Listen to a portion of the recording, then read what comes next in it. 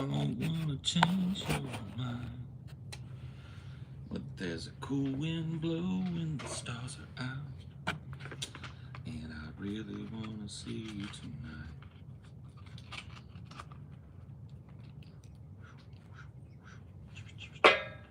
Shimmy, shimmy, y'all, shimmy, yeah, shimmy, yay.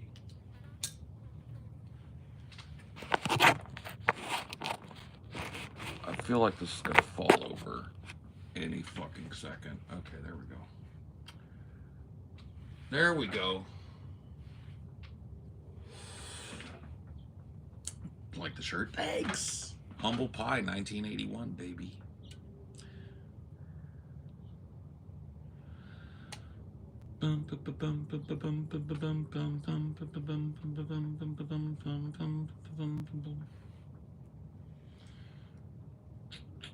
Oh, baby, I like it raw. Yeah, baby, I like it raw. Shimmy, shimmy, y'all, shimmy, yeah, shimmy, yay. Give me the mic so I could take it away. Off on a natural charge, bon voyage. Yeah, with the home of the Dodger Brooklyn squad. Wu-Tang Killer bees on the squad. Cause you can't even touch my skill. I'm talking about that one killer bee that I aim for to kill. Damn. Why is there a barrier to me liking Wu-Tang? I don't know, buddy. I can't help you with that. I don't know what to tell you.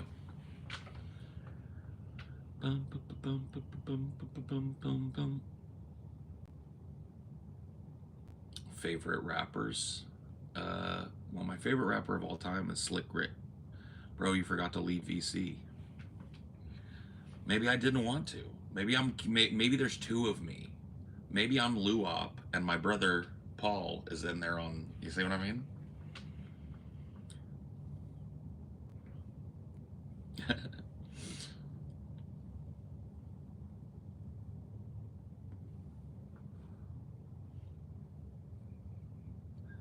No. Yeah. Well, good morning. Anyway, what's your favorite or the most favorite? I don't know, dude. I don't know, bro.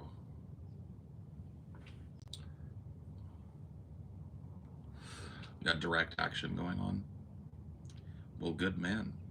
Go out there and fucking crack some heads. Your rant yesterday about people not being media illiterate has now made me heavily question myself to see if I'm media illiterate. You fucked me, Paul. I'm just, dude, I wasn't trying to fuck you. I was just saying, like, and this is just honesty. It's real hard to have a conversation with some young people, not all. There are some young folks. And when I say young folks, I mean you 20 somethings. They're incredibly media literate and well read, and they can talk philosophy and stuff. But some of you guys are just stuck, bad stuck.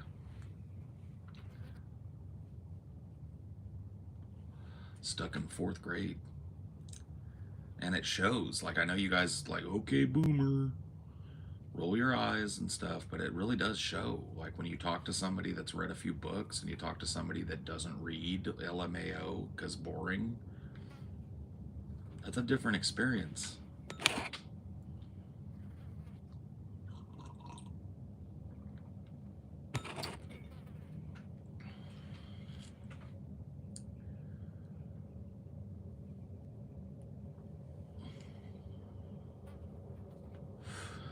Hi, Paul. Can someone like Vosh come from a wealthy background but still have opinions like yours? Marx was wealthy and Engels owned a factory. Yes, absolutely. Absolutely. Your wealth does not necessarily mean that you are detached from the struggles of everyday people, or that you're not empathetic to that, or that you don't politically support, materially increasing the livelihoods of people. Um, there's there's no barrier there. The barrier is social, right? When I go on my rants against, like, oh, rich boy this, rich boy that, right? That very much just comes from my personal experience in dealing with people who are wealthy. in my personal experience, anecdotally speaking, people that are wealthy tend to be pretty detached from the struggle. An example that I bring up when I'm talking about this is, the last Vosh discussion when he came on, him saying, I mean, things can't be that bad. I mean, we've still got the weekends, right? What that tells me without telling me is I've never worked a 9 to 5. I've never worked a service job, and I have no fucking clue that people have to work on the weekends. You know, and that kind of detachment, I think, can't help but creep into your philosophy and your politics. Listening to you speak, how you tell stories has helped me sharpen my tongue. Terminology such as mishigas, anachronism, etc. has become part of my vocabulary. Thank you, Paul. Oh, cool. My weird little, I do like little words, vocabulary is fun. And those are a couple of words that I think are fun. Yeah, mishigas. What is this mishigas? That's Yiddish. Mishigas.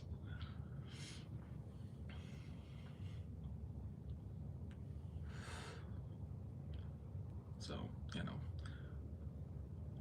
and I do have a pretty big bias, mostly against rich men. I don't think women, some do, but I don't think women flaunt wealth in the same way. And I have found that women who are wealthy tend to be more well-read and more kind of aware of social problems. I think that's probably just a genetic thing. Kind of like that mothering attitude gives you a little bit of empathy, maybe. And once again, this is all anecdotal, just my personal experience dealing with people who are wealthy.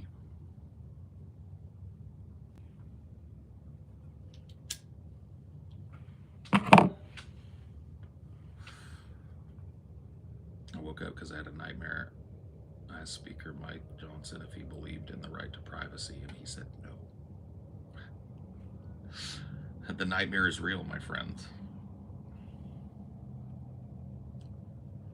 Why are people asking me what I think of states? Can we not? What do you think of Michigan? What do you think of Minnesota? What do you think of what is going on? Michigan, Minnesota, Mississippi.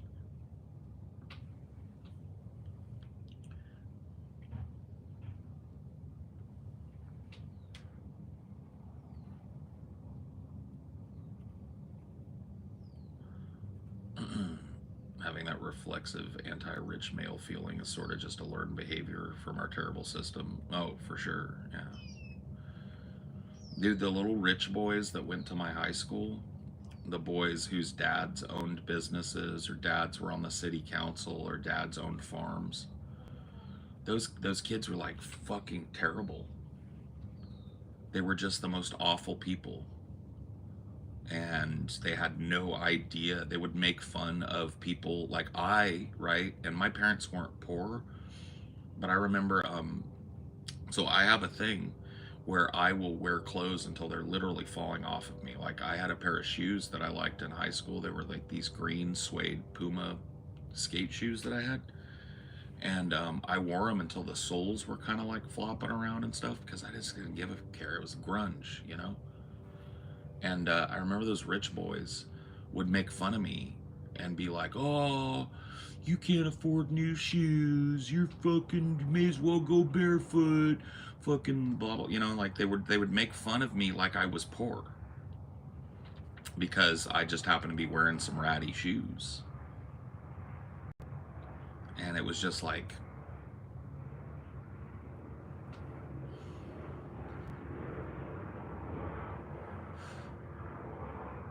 really depressed today, bad anxiety attacks. What do you do, Paul? What do I do? Get out. Sun is up. Look how beautiful it is. Get outside and let it hit your face. Take some deep breaths out with the sun in your face. Maybe do some stretches and stuff. I don't know, man. I'm not in your brain. I can't help you much. I can tell you what I do, and it's that. I do that every morning. I actually do it 3 times a day. I don't know if that was a Chinooker or not. I did not get eyes on it, but it sounded like a Chinook.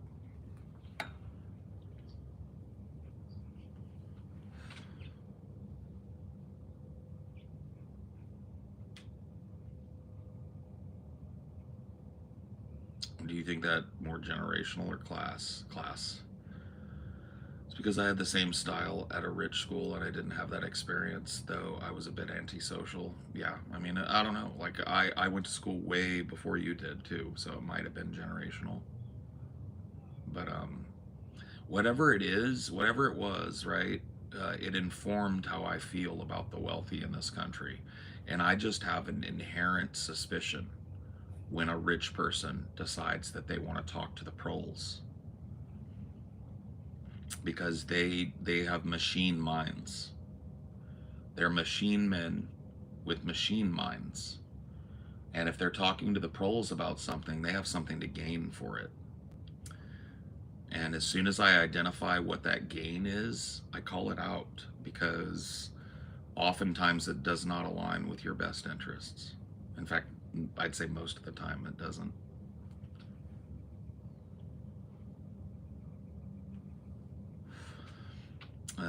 Have any recommends for foreign movies you watched recently? It's not a movie, but I watched the first 2 seasons of that show, 13 Coins, and that's foreign. That's a Spanish language show, but it was really good. It's not a movie. I don't think I've watched a foreign film in a couple of months, so I don't know. They have a mind of metal and wheels. He no longer cares for the woods anymore, right?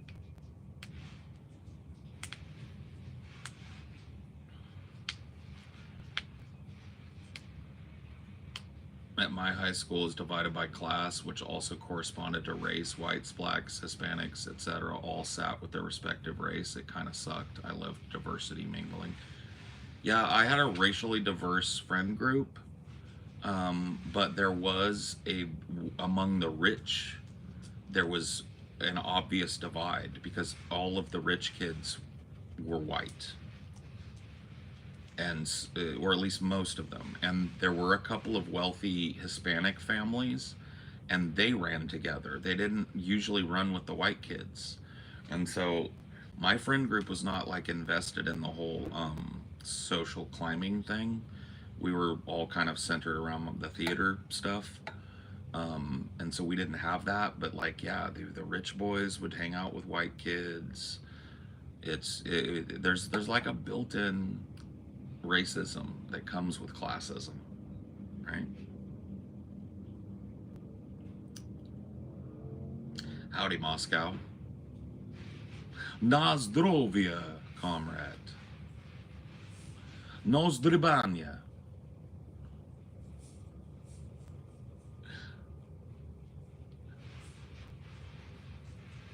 I'm half brown, though. Oh, cool.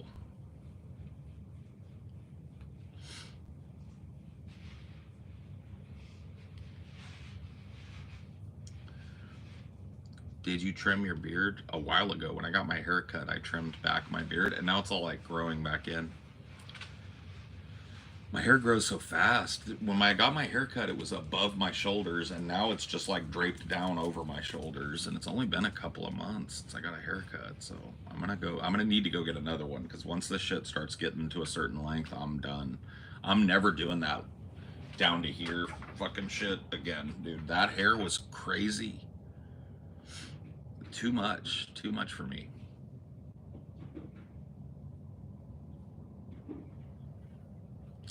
Manage your lolly better, my dude, is the funniest thing I've ever heard.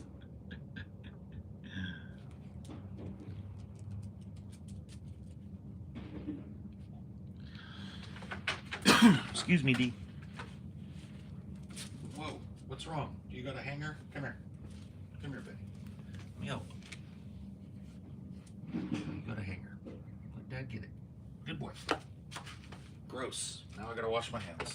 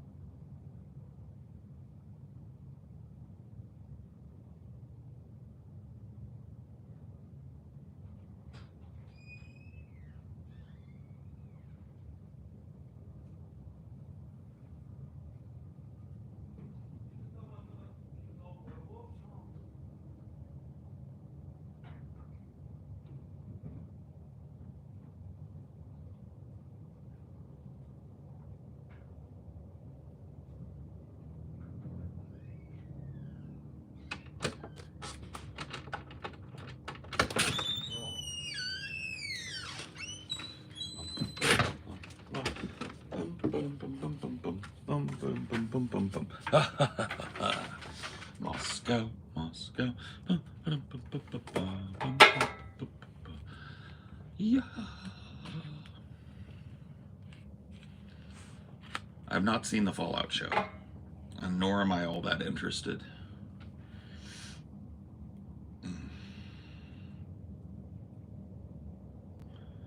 What is today? Is it the 16th? It's the 16th, right? I want confirmation from a trusted.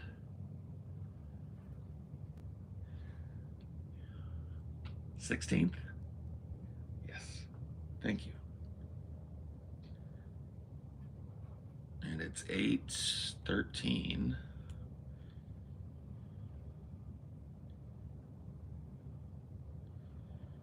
In the AM.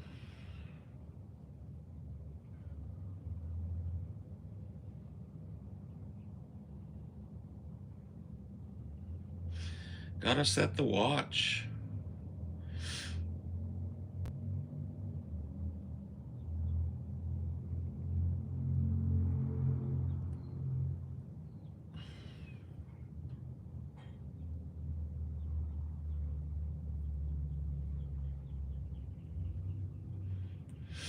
You must set your watch.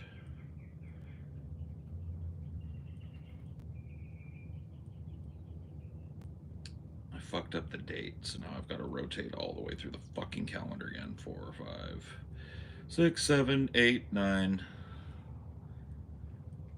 10, 11, 12, 13, 14,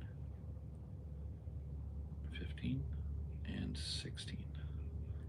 Done. Okay, sorry. How to take care. Moscow, Moscow, bum bum bum bum bum bum bum bum bum bum bum bum.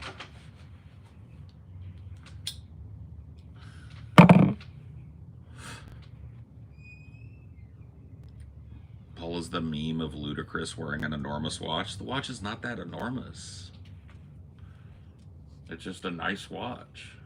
It's not an enormous watch. It's just a nice watch. Don't think you will ever lose your hair. You would have by now. I won't.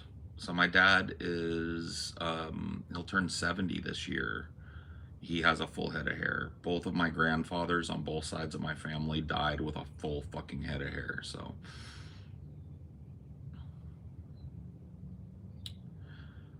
Okay, fat and smoking cigarettes. What?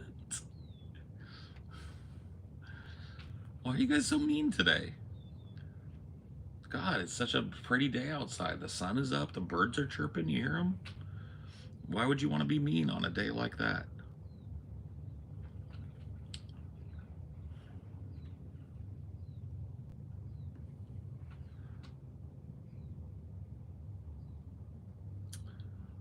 Are you looking forward to Alien Romulus? Kinda, yeah, I'll go see it. Maybe he doesn't want to get high right now. Oh, I do. I will. Get.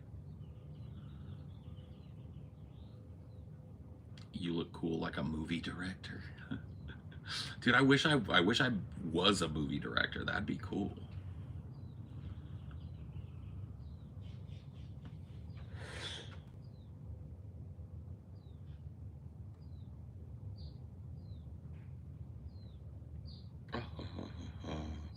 Moscow, Moscow. I think everybody's grumpy because we have to work one more damn day. Yeah. I know the feels. I know the feels. I'm sorry. What would you direct?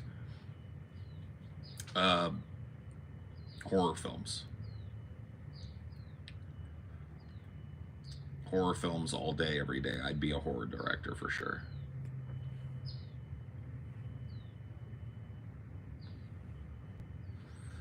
Paul, if you could come up with a show, what kind of a show would it be? I did come up with a show. I do a show every fucking week. I do two big long I do 12 hours worth of show a week. I did come up with a show. I guess that should answer your question, right? If you could come up with a show, what kind of show would you come up with? How about the one that I came up with? I'd watch all Paul's horror movies. You would, because they'd be bad fucking ass, bro.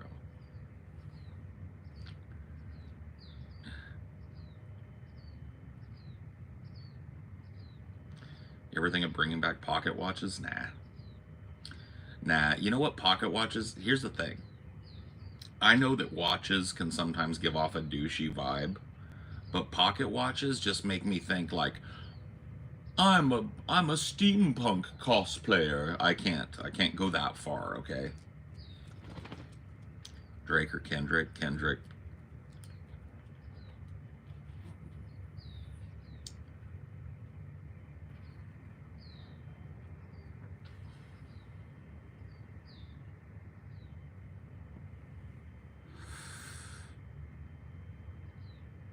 I feel the same way about vintage cameras. Yeah, kinda.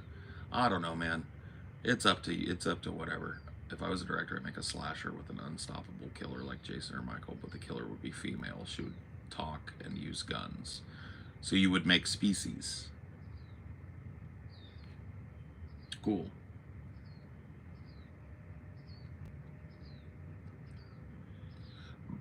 I liked Species.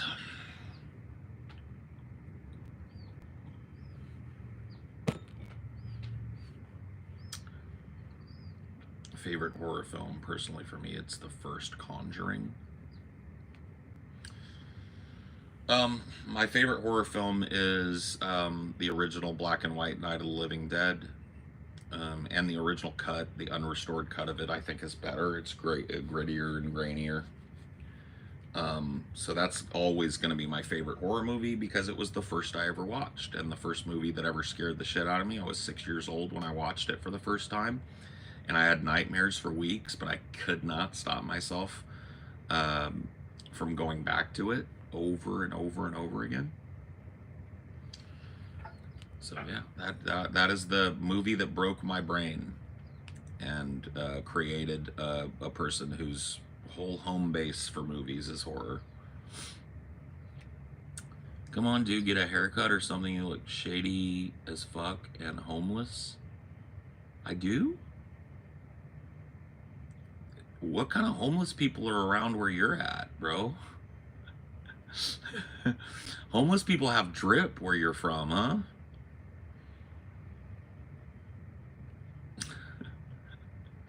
I'm okay, but thanks for the tip. I think I'm gonna go ahead and keep my hair just the way I want to have it, and I'll keep dressing the way I do, but I appreciate the feedback.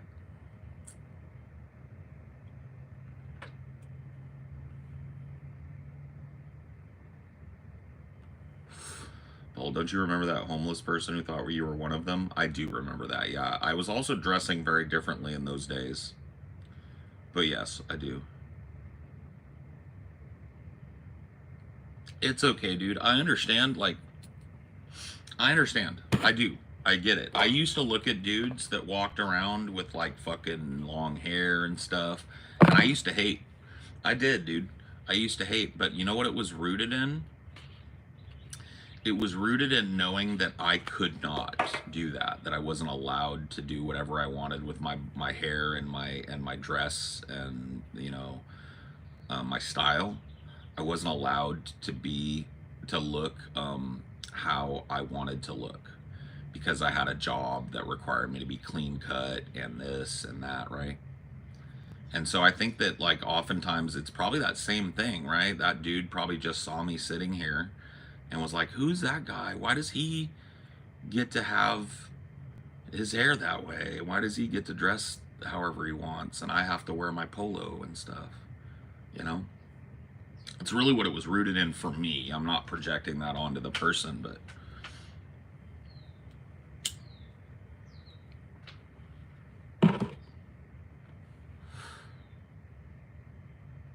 I used to hate too, but it's because I didn't like certain things about myself. But live and let live. Yeah, yeah. I mean, it's cool.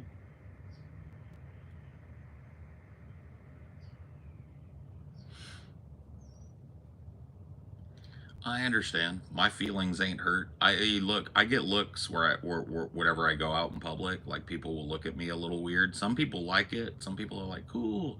You can just tell they're like, hey, there's a guy that like looks different and stuff. But some people are really judgmental, you can just tell, you know. And if that hurt my feelings, I'd probably never leave my house.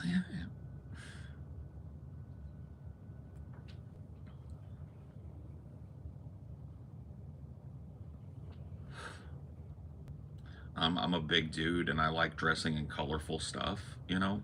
And that's kind of like that combo. You don't see that. Like fat guys, big guys, you know?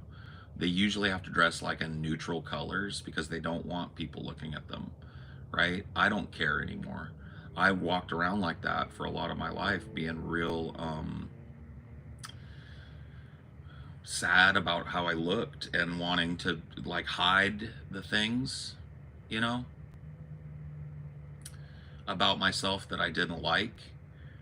And now I don't care about that. And I wear something because I think it looks colorful and cool. And that is always going to draw the eye. I am fat. See? I'm fat. I'm a big guy. It's cool though. I hate that feeling, Paul. I respect. Yeah. Yeah, me too. But, you know, they don't know how to stare at me. That's how I feel about it now. You don't like what you're looking at, just look away, bitch.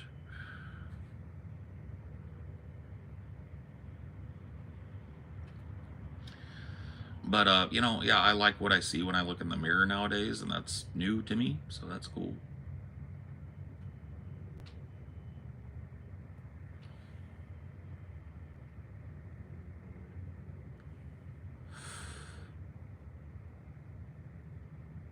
Damn, I like your glasses. Thank you. These are my eyeglasses. I have to wear them all the time, so I picked out ones that I thought looked good on my face. It looks like I did good. I get a lot of compliments on my glasses. I don't know why. Plus, nobody knows you better than you know yourself. Well, that's the thing, is like I didn't know myself for a very long time. And I'd say in the last 10 years of my life, I really got my first introduction to me, you know? Are you the bigger Lebowski? Yeah, the giant Lebowski.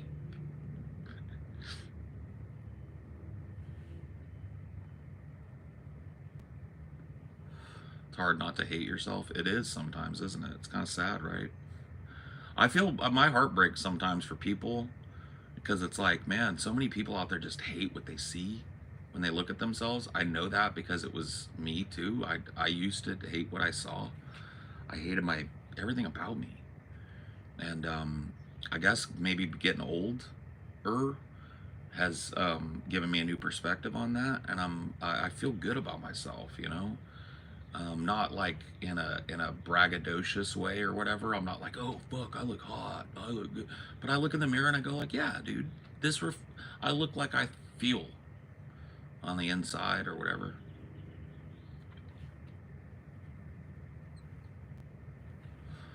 But I wish I wish it hadn't taken me so long in my life to come to that kind of realization, right? And I see a lot of young people struggling for the same thing. I definitely felt the same in a gender presentation way. Yeah, I totally understand that. I mean, I can empathize and not sympathize. I was very lucky. I've always been cisgender. Like I've never had the dysphoria of not feeling like, you know, I've always felt very comfortable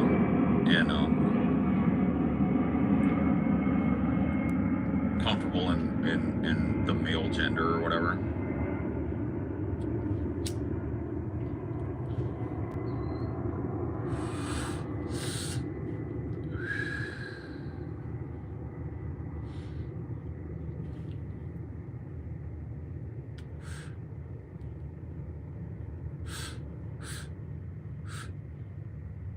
Yeah, dude, it's the skies are full today, aren't they, man? Lots of military shit.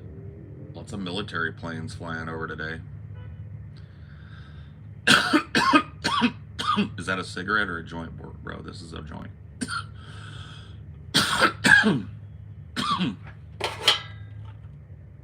Pacific Stone Slims. Only in Cali, baby. Only in Cali.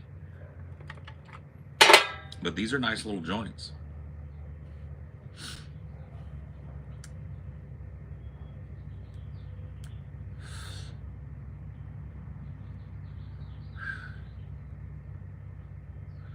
Slimmies, yeah. These are like the little, the size of J that I roll if I hand roll a J.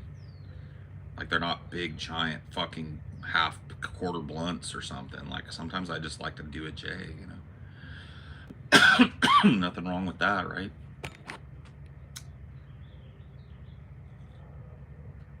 Nobody's gonna judge me for that, right?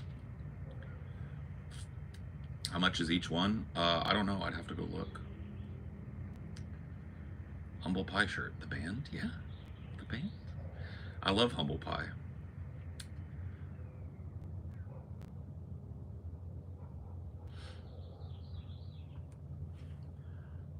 Like in grams, there are 20 pre-rolls, 0.35 grams a piece in a pack.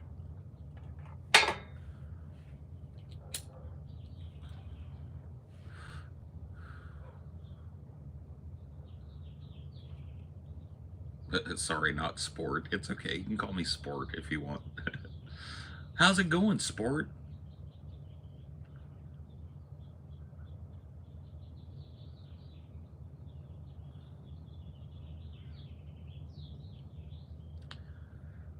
Ever had the super strain extract flower? That shit hits. I just smoked some brand new shit the other day. My friend, he owns a weed company.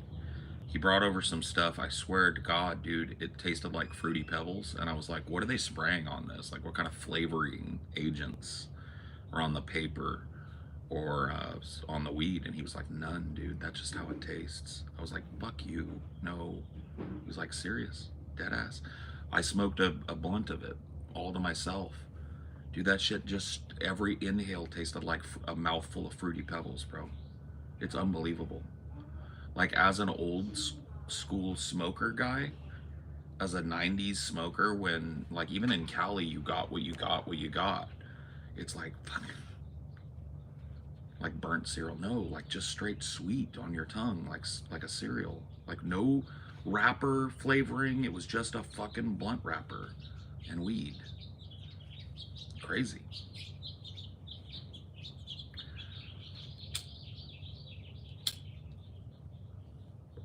Crying in South Carolina. Oh man, I'm sorry.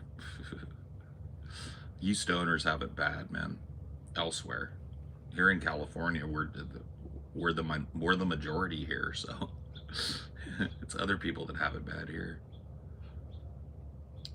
Oh yeah, Zeke. Yeah, thanks. Starwalker Zooties. Yeah, that's the one.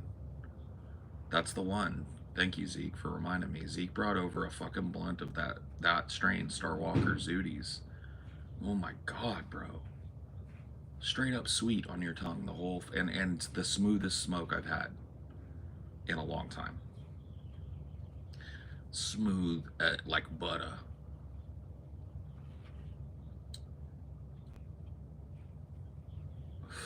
You look like my dad? Cool. I'm probably old enough to be your dad, so that makes sense, right? I don't know why that was so funny to you, but I'm glad that I'm glad to brighten your day by looking like your father. Your dad must be pretty chill.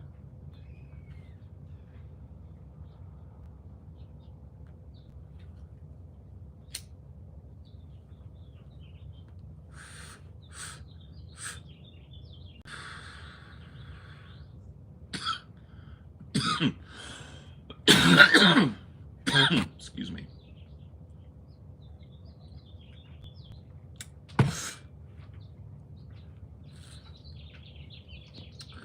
I've never had Cali weed, but Oregon weed, honestly. Yeah, yeah, yeah. West Coast in general, but yeah, Cali weed is better. You get some like I've heard in Oregon sometimes you'll get some like seedy shit or some real like bush weed. You just can't even find that in Cali. Like, you just can't find it here. Even if you wanted dirt weed, you can't find dirt weed here. We don't do it. It's top shelf or nothing. Like, the shit that we smoke as mids and lows, like popcorn buds here, if I were to take that to fucking South Carolina, that would be your top shelf. Our popcorn buds are your top shelf. That's not good, man.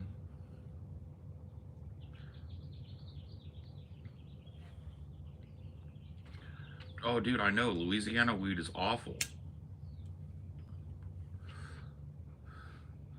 Dude, I lived there for 3 years, dude. That weed is sticky. You get seeds in it.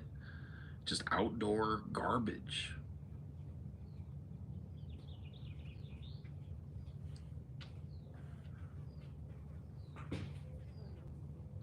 It's like sticky in a bad way, though, like wet. I remember a lot of the weed that we would get in Louisiana was like damp, not sticky icky, like you want it. Damp, seedy, had a musty flavor to it, and you had to smoke a metric ton of it to get a buzz. It was garbage weed.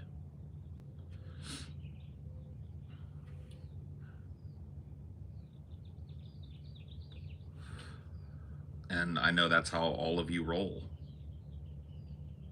that are outside of Cali. It sucks, especially down south, Midwest. You guys are hurting over there.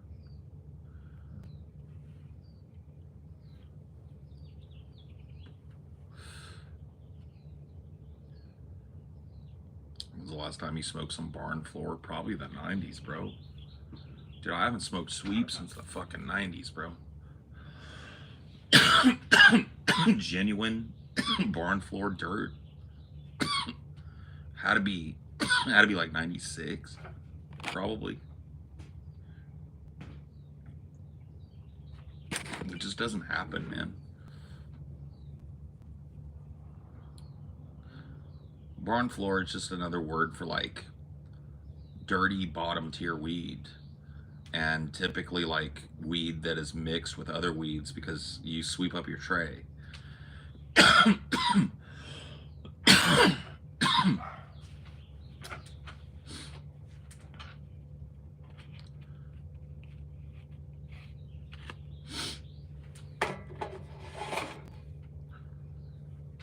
Dude, we used to do a like a pregnant armadillos, we called them, in the mornings after we partied all night when we were teens. It's like 15. We'd go over to my friend's house. His dad was out of town. We'd sleep, we'd smoke all night, write songs, get drunk.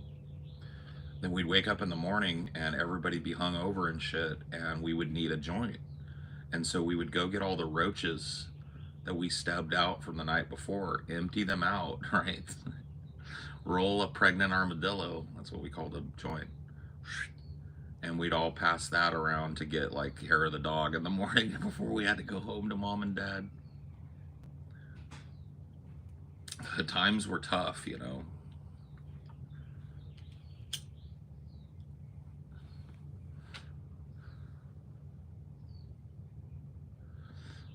the Frankendoink, yeah. Do you have any opinion of the Golden State Killer? I don't know.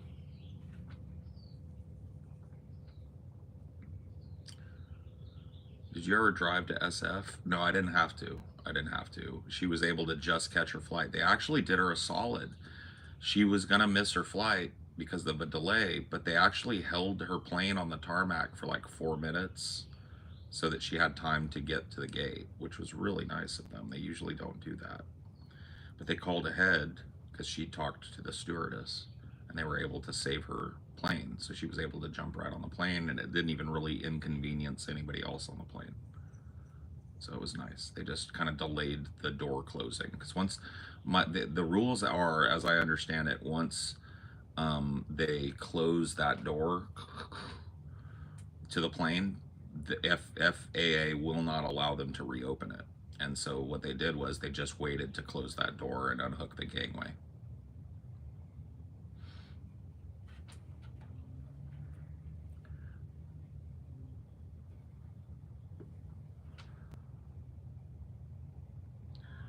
Amelia's out bringing home the bacon. Yeah, no, she's home now. She's here now, but she was gone last week.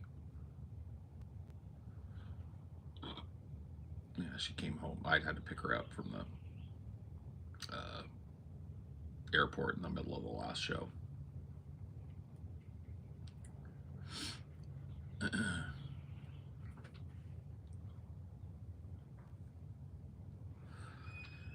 But yeah, the Boeing shit is spooky.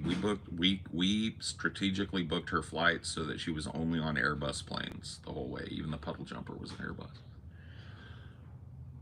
She did a puddle jumper from Fresno Yosemite International to SFO San Francisco, and then that was a Boeing, and then she got on a Boeing commuter jet to her destination. What is that watch that you got? This is a Xeric watches Soloscope 2. Xeric with an X, Xeric, if you want to check it out. I know that you can't really see it very well, but yeah, they're neat watch. I'd much rather drive than fly the way things are looking.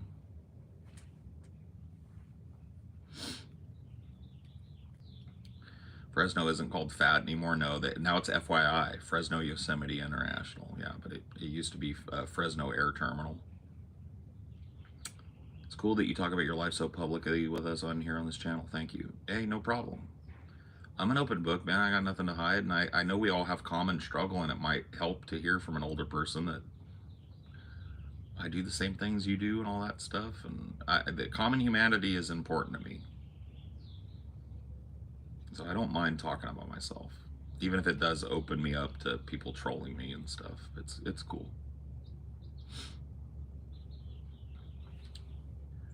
I'm in Fresno now, so about 45 minutes to 50 minutes from Madera.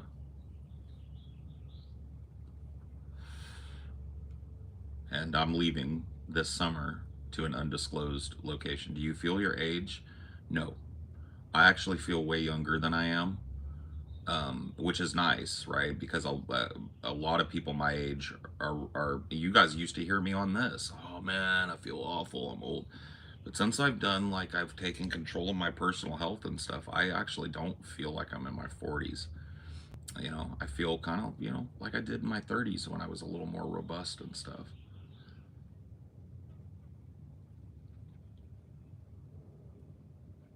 Cool, I'm in Lemoore, about 30 minutes away from Fresno. Yeah, there's more in Lemoore at the Palace.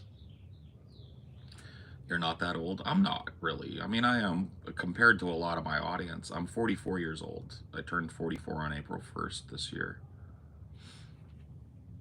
Most of my audience is late teens, early 20s, mostly men. So yeah, that's my demographic anyway.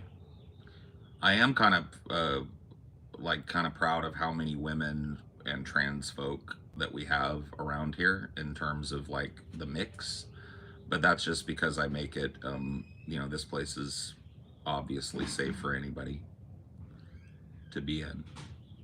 So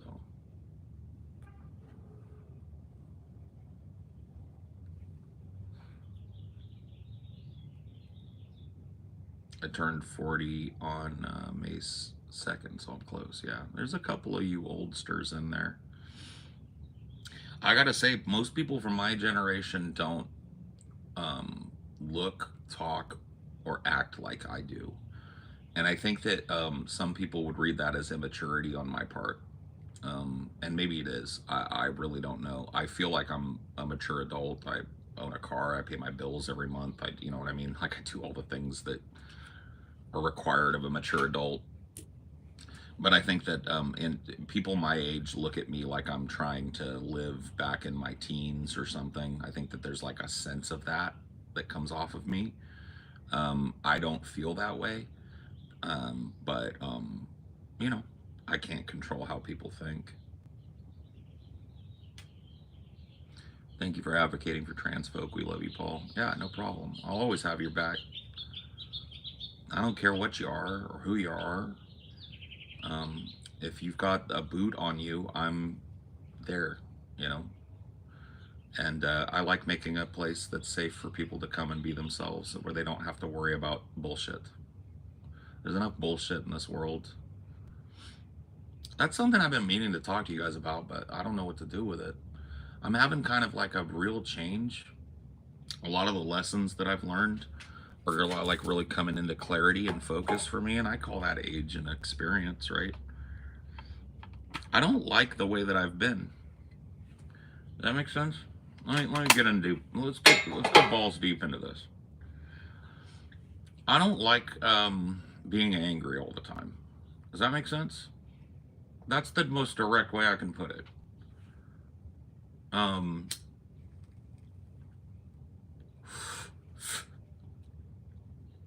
and I feel like those of you that have stuck around, my stuff, have seen. I'm a very like I've been a very angry person with you in this audience, with the audience of my other show. Um, I have that in me still. I really do have to monitor my anger, but I'm so much more aware of it now. And even more so, and this is the key thing that's really got me thinking lately, I'm aware of how I feel after it, because it's like, okay, anybody out there that has anger problems or anger issues, right?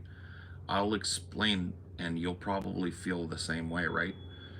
It's like after you do the angry outburst, right? Because it feels like you need it and it feels good in that moment to do the angry outburst. But I've started to pay attention to my mindset, and after the angry outburst, I always feel like ass, right? I feel awful about the outburst. I feel awful. I just don't feel good mentally. It puts me in a bad self-loathing kind of place, and that means in my mind that I need to work on it, right? But here's what I fear. A lot of you watch me for that. And let's be real about it. A lot of you tune in to see me rage out, right? That's okay, and I don't blame you. That has been my persona. And I'm not even saying that I won't get passionate or that I don't. It's just that I feel like I don't want to be that. Look, I'm fine with the memes. I'm fine with the memes, but I don't want to be Salty Paul for the rest of my life. I don't feel like I really am that in my day-to-day life. I'm cool with the meme.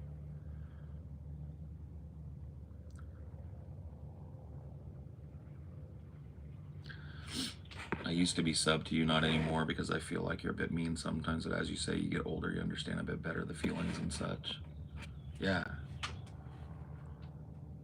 And I've started to like, it's just a big change that's going on with me, and normally I probably wouldn't even fucking say a word about it. But here on Ideology, I kind of go a little deeper into my own personal struggles, and so there you go. I don't even really consider this a struggle. I just feel better. It's like I'm doing things that are positive and constructive, and that feels good. I feel good after it.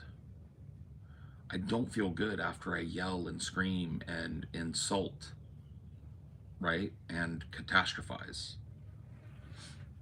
I just don't.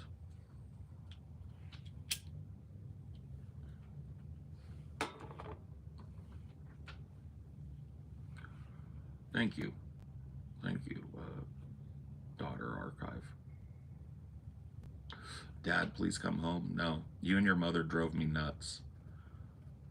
I've got a new family now, son. I have a new family now. You need to move on because I have. I never wanted you anyway. I just gave you a complex.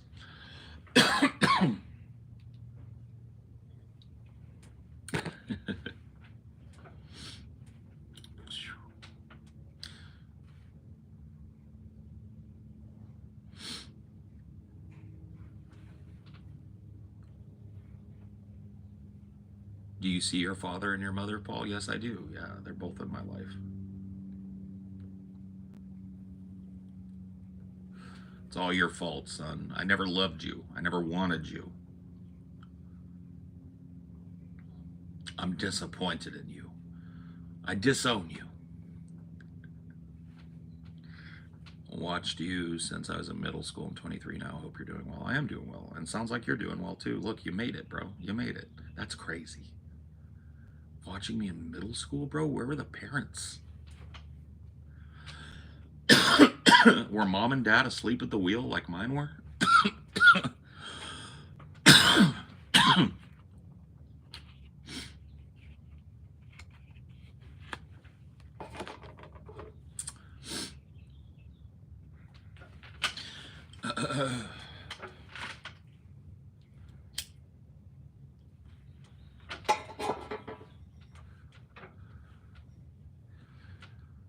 I used to enjoy your rage. Now I want what's best for you. That's cool, man. I like that. Thank you. I'm not too worried about it, honestly.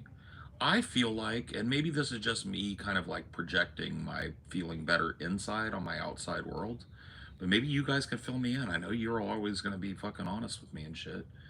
I feel like that my performance on the show has been like 100% better, right? And so I'm not really worried about it. It's just something I'm thinking about. You guys don't seem to mind me being a little bit more positive and being happy and laughing more and stuff, right? That's what I'm talking about. It's not like I'm not going to get salty and yell. But from a performer's perspective, I'm tuned in a different way than the audience is. And from my perspective, I end the show and I'm like, bam, I was on a few times tonight and I really did well. Performance on what show? So Deep Fat Fried is the name. There's actually going to be a rebrand soon, guys. We're dropping all the fucking confusing shit. We're going to be Pessimist Productions.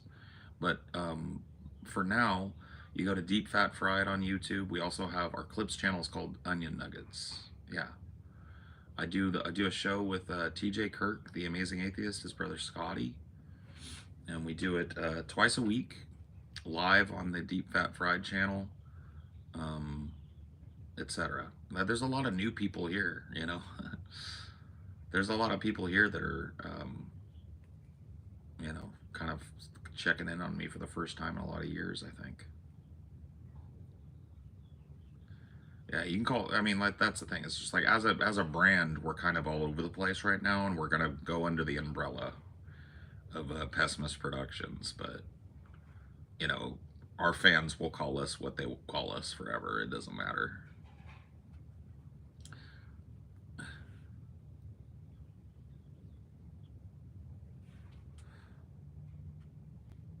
I think your opinions are more profound when you're not screaming and wailing like when you spoke to Kyle K about the school system. Yeah. That was a very passionate thing, though. You're talking about the one on DP, right? I got mad in that, but I wasn't screaming at another personality, fruitlessly kind of trying to win an insult war. I was being passionate and full hearted about something that I care about.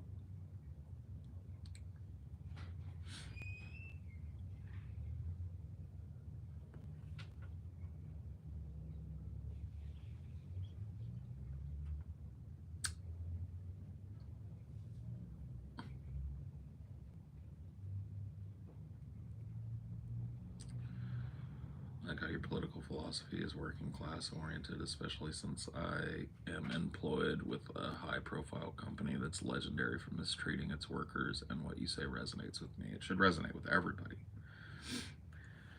I don't know how to be I don't know how to base my politics, and you know what? I was politically dead for a long time. A lot of the criticisms that I get now would have applied to me 10 years ago. I was tuned out. I was kind of advocating for doing nothing and had no prescriptions and no fucking political advocacy beyond just hating the system and bitching at people about it. That really would have been correct. It's one of the things that trolls and people that misunderstand me, I think too, in good faith, um, will say to me that genuinely can sometimes bother me when people say, "Oh, you say do nothing," because for the last at least 3 or 4 years of my life, I've had some pretty fucking direct prescriptions about what we need to do, and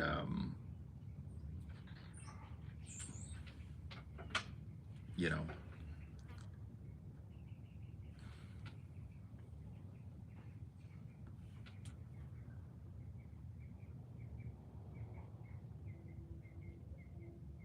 I like Anya Taylor-Joy. I don't know how I feel about Furiosa. I guess we'll have to see. Huh?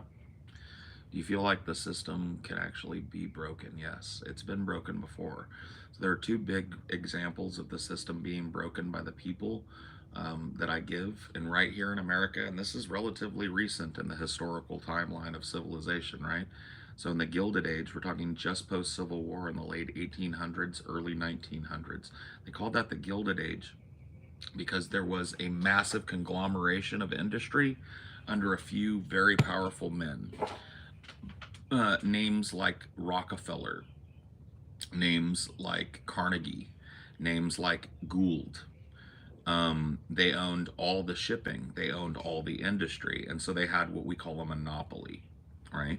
And that monopoly allowed them to basically set the price for labor and to set labor policies that were completely and utterly inhuman.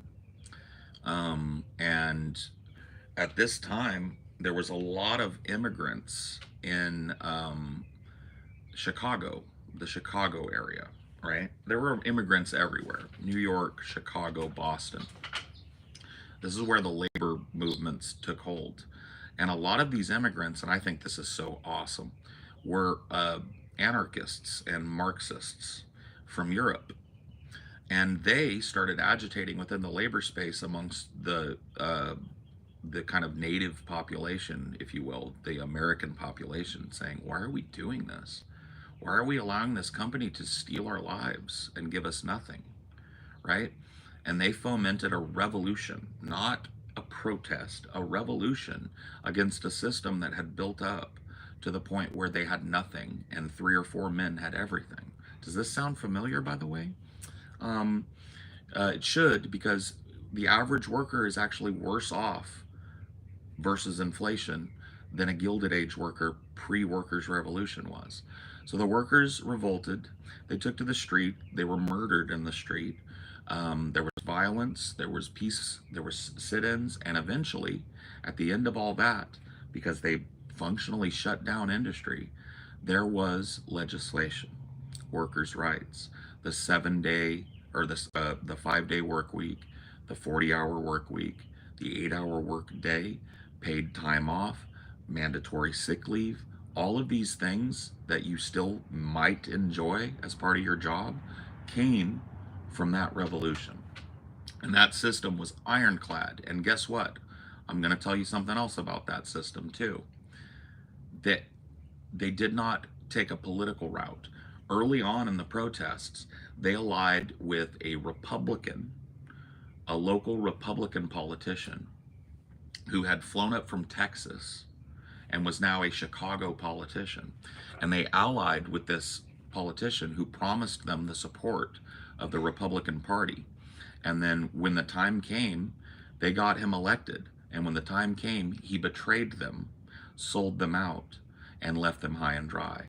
And so they learned from that and a couple of other incidents where they tried to work hand in glove with a local, state, or national government and got burned, that the people cannot rely on the system of government maintained by the bourgeoisie to address its problems. And so they stopped doing electoralism and they just took to the streets. They shut down the factories. They dusted it up with the cops. You can look into all of this. There's a big kind of galvanizing incident that happened called the Haymarket Affair. There's a really good book called Death in the Haymarket about this time. But this was one example where a people's revolution functionally changed the world, okay? And these people were implementing Marxist philosophy at a time when Marx and Engels were alive and running the International Workers' Union from Europe.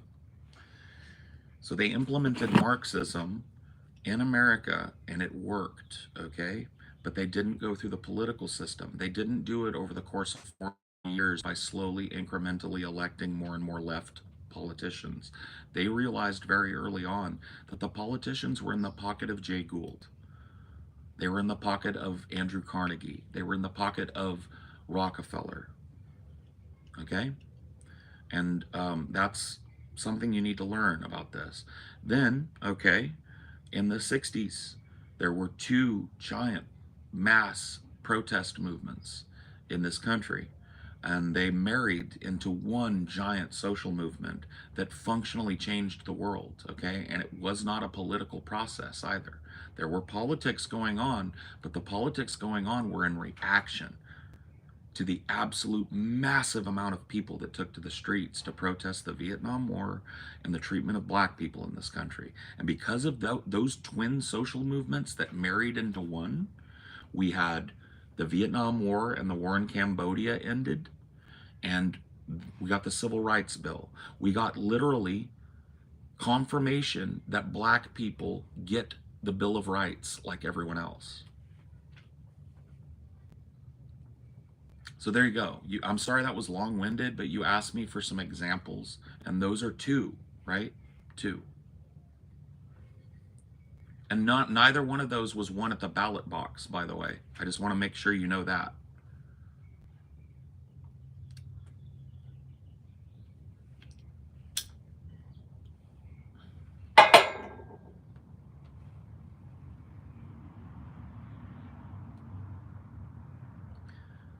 Have you ever considered running for a political office of any kind? Unfortunately, I'm effectively stonewalled from serving political office due to the things that I've said and done, which, by the way, I have no shame about on the internet.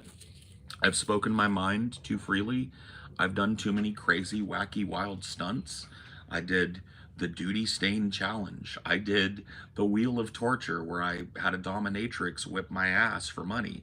You know, I loved all those things and I thought they were fun as an entertainer, but I'm functionally locked out of any political office because of that. All they would have to do is run an ad with me fighting Billy the Fridge and pulling clothespins off of my nipples and a dominatrix flogging me and me groaning in pain. All it would take, it's like I serve up the defeat, right?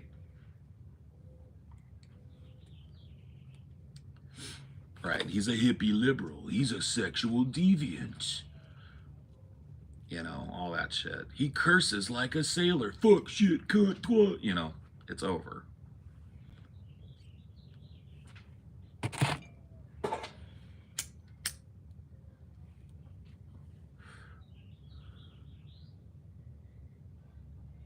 Just embrace all the slanders. Be like, what matters more to you? The fact that I did a wacky game show and got my booty whipped by a hot dominatrix? Or the fact that these political parties have been picking your fucking pockets for 34 years? I'm Paul Zico. Elect me, okay? Yeah, I like getting my booty spanked. I also like roasting the fuck out of rich people, okay? Let's take it back. I don't know though.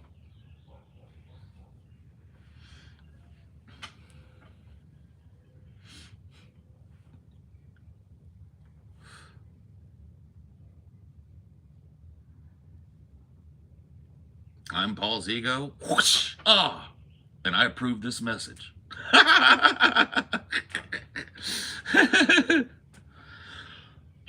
I'm Paul Zigo. Whoosh, ah, and this little piglet approves this message.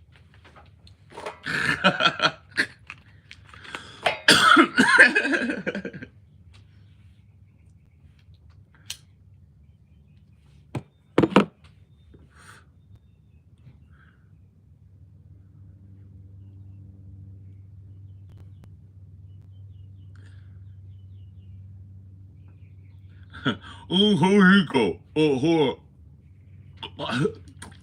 I'm Paul Zigo, and I approve this message.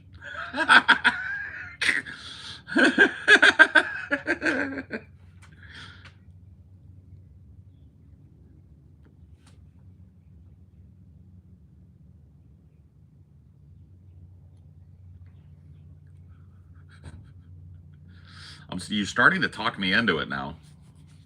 I just don't think that would fly. As fucking based as that is, I just don't think it would fly, guys.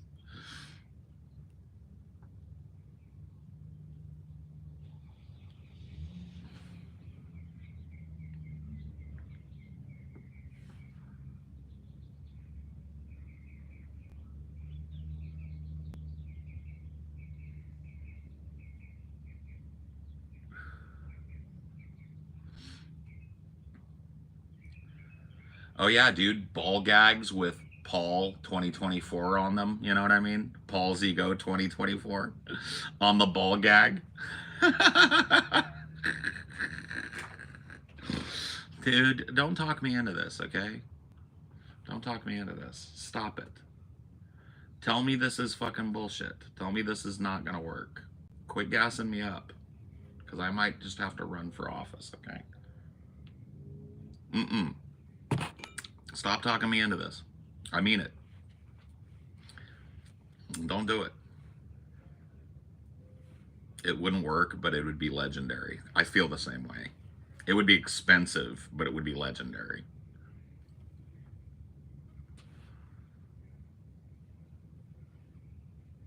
But ultimately, I don't think it would be. I don't think it would fly.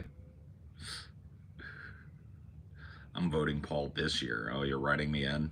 Make sure you use my real name and not Paul's ego, okay? It's Paul Parkey. Parkey. Write it in.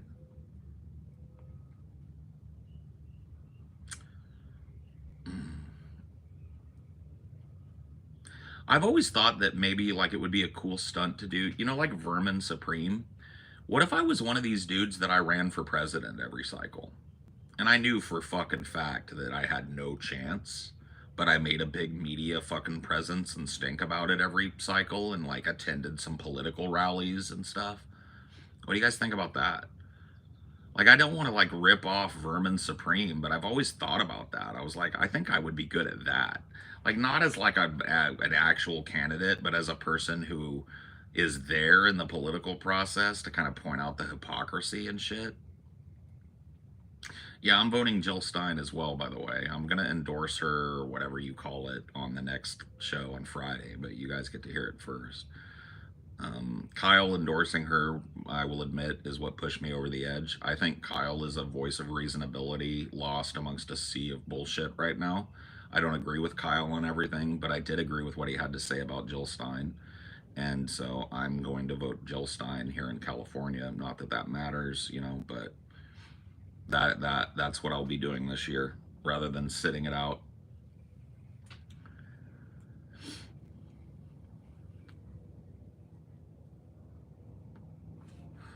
Kyle should run for office. I'd vote for Kyle for Senate, or not that I'd get a chance. He'd probably run on the East Coast, but yeah, I'd support his candidacy for sure.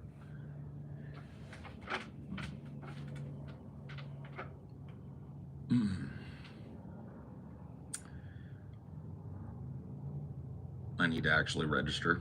Yeah. You should probably go do that. Just search register to vote on Google and it'll take you to whatever your local fucking thing is. I'm voting Stein in Arizona. Cool. That's a swinger. So yeah, you gotta do what you gotta do, man. Vote your conscience.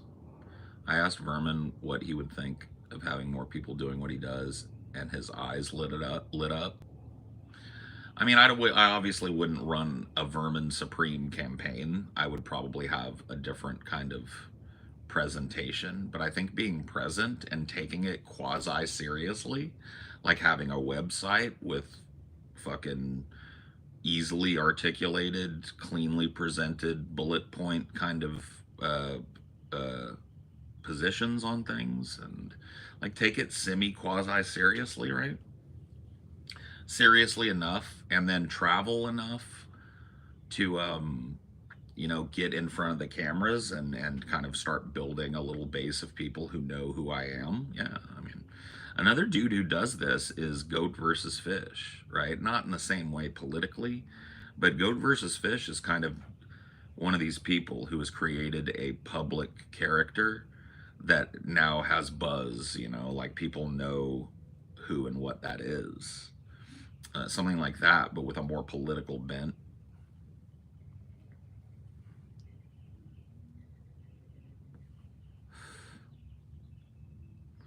What do you think happened to Bernie? Did he just lose his nerve? Bernie was tainted by his capitulation to the DNC.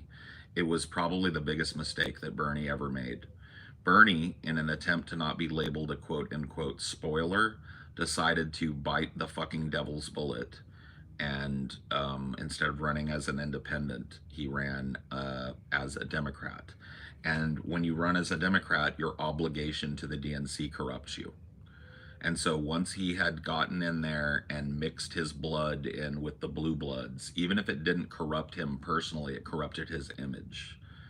And I think it did corrupt him personally, because I think Bernie has been way more capitulating to the status quo since he ran for president twice than he ever was before.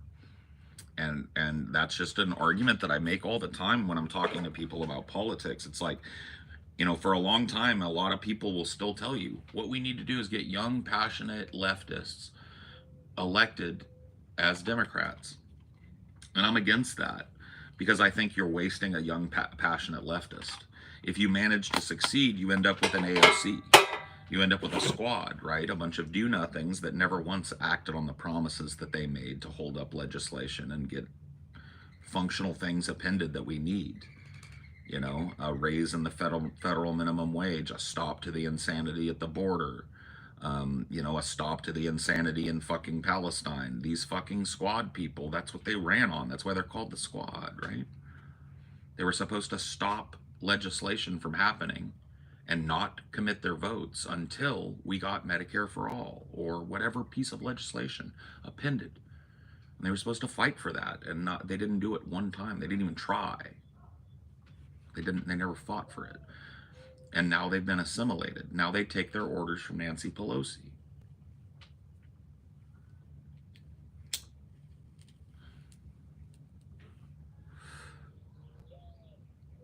They bent the knee, they kissed the ring, and now all of them are building a political career. Look how much AOC loves the wealth, the newfound wealth that a bartender from New York has access to. That fucking Ralph Lauren dress with "Eat the Rich" on the back of it, the Ralph Lauren custom, which is the most fucking ridiculous idea I've ever heard. The cars, the Versace, the fucking high-end shit she wears on her Instagram lives and stuff. You think she's just not enjoying that shit? You think that doesn't have an effect on what she plans for her future? See, it's just, this is the problem, man. Everything the DNC touches turns to shit. I've learned this through years and years of political advocacy. I advocated for young, hopeful progressives back in the 90s, back in the 2000s, locally, nationally, right? I had the same tact. I would tell you the only way to change it is from within. We got to get people in there that want to change things, guys. And I watched every one of these so-called progressives get either assimilated or marginalized immediately. The DNC brooks no disagreement. The DNC brooks no disagreement. You will either conform or you will be effectively neutered to the point where you don't get your seats up. And we'll get somebody who does conform. Pass the joint. Here you go, buddy. Take a little poof.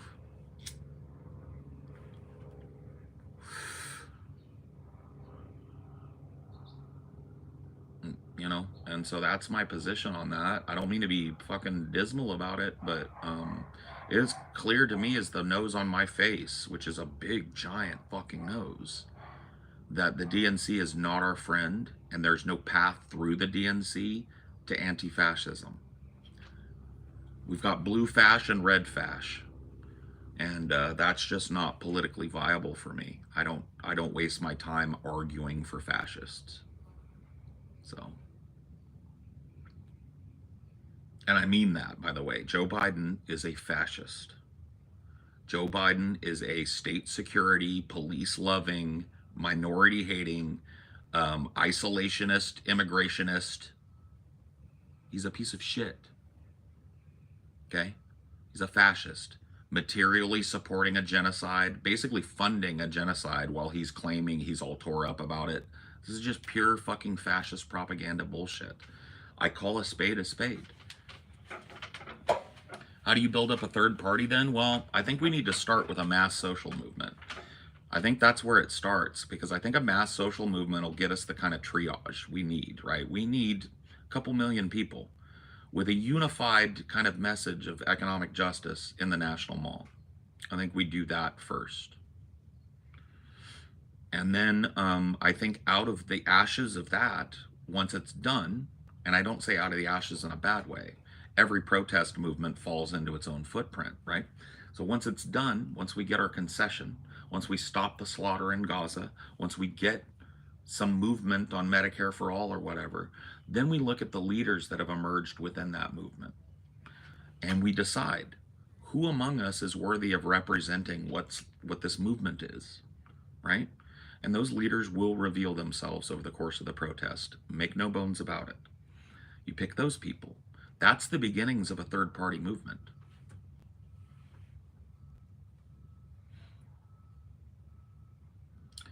It sounds pretty freaking hard to get millions of people to agree on a pretty far left message. I mean, it seems pretty fucking hard, but in the 1960s, there were two of these giant movements happening at once. Two. The civil rights movement and the hippie anti-war movement, the anti-war in Vietnam and Cambodia movement, right? Those two movements simultaneously existed with a giant left-wing message, and they both happened not too long before I was born, 20 years before I was born, less than 20, 15 years before I was born. That shit was happening in real time. Okay? So that's what it is. It's you've got to stop being cucked. Oh my God, that's too hard. No, it isn't. It isn't. It's hard as a group, yes. The overall bubble is hard, but for you, all you have to do is participate and use your voice and be willing. Are you willing to sacrifice if something like that pops up? You willing to put your life on the line? Those people did. People died in every one of those protests that I mentioned. Every one of them. Okay? And it led to what? It led to black people having the right to vote. It led to black people being included in the Bill of Rights of the Constitution. It led to the cessation of one of the bloodiest wars of the modern age. The campaign in Vietnam and Cambodia was absolutely unconscionable. It ended those wars.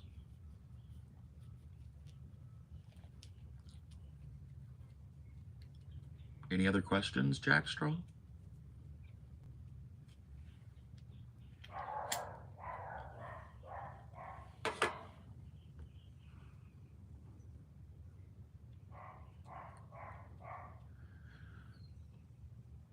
Yeah, I mean, it ended the de facto segregation of Jim Crow. The lingering fucking specter of separationist Southern fucking hostility towards blacks was legally destroyed by that movement. You can't have separate drinking fountains for black people anymore. You don't separate but equal as a concept, which was applied all the way up through the 60s in the South, by the way, is no longer legally a concept that's even recognized as quasi-legal.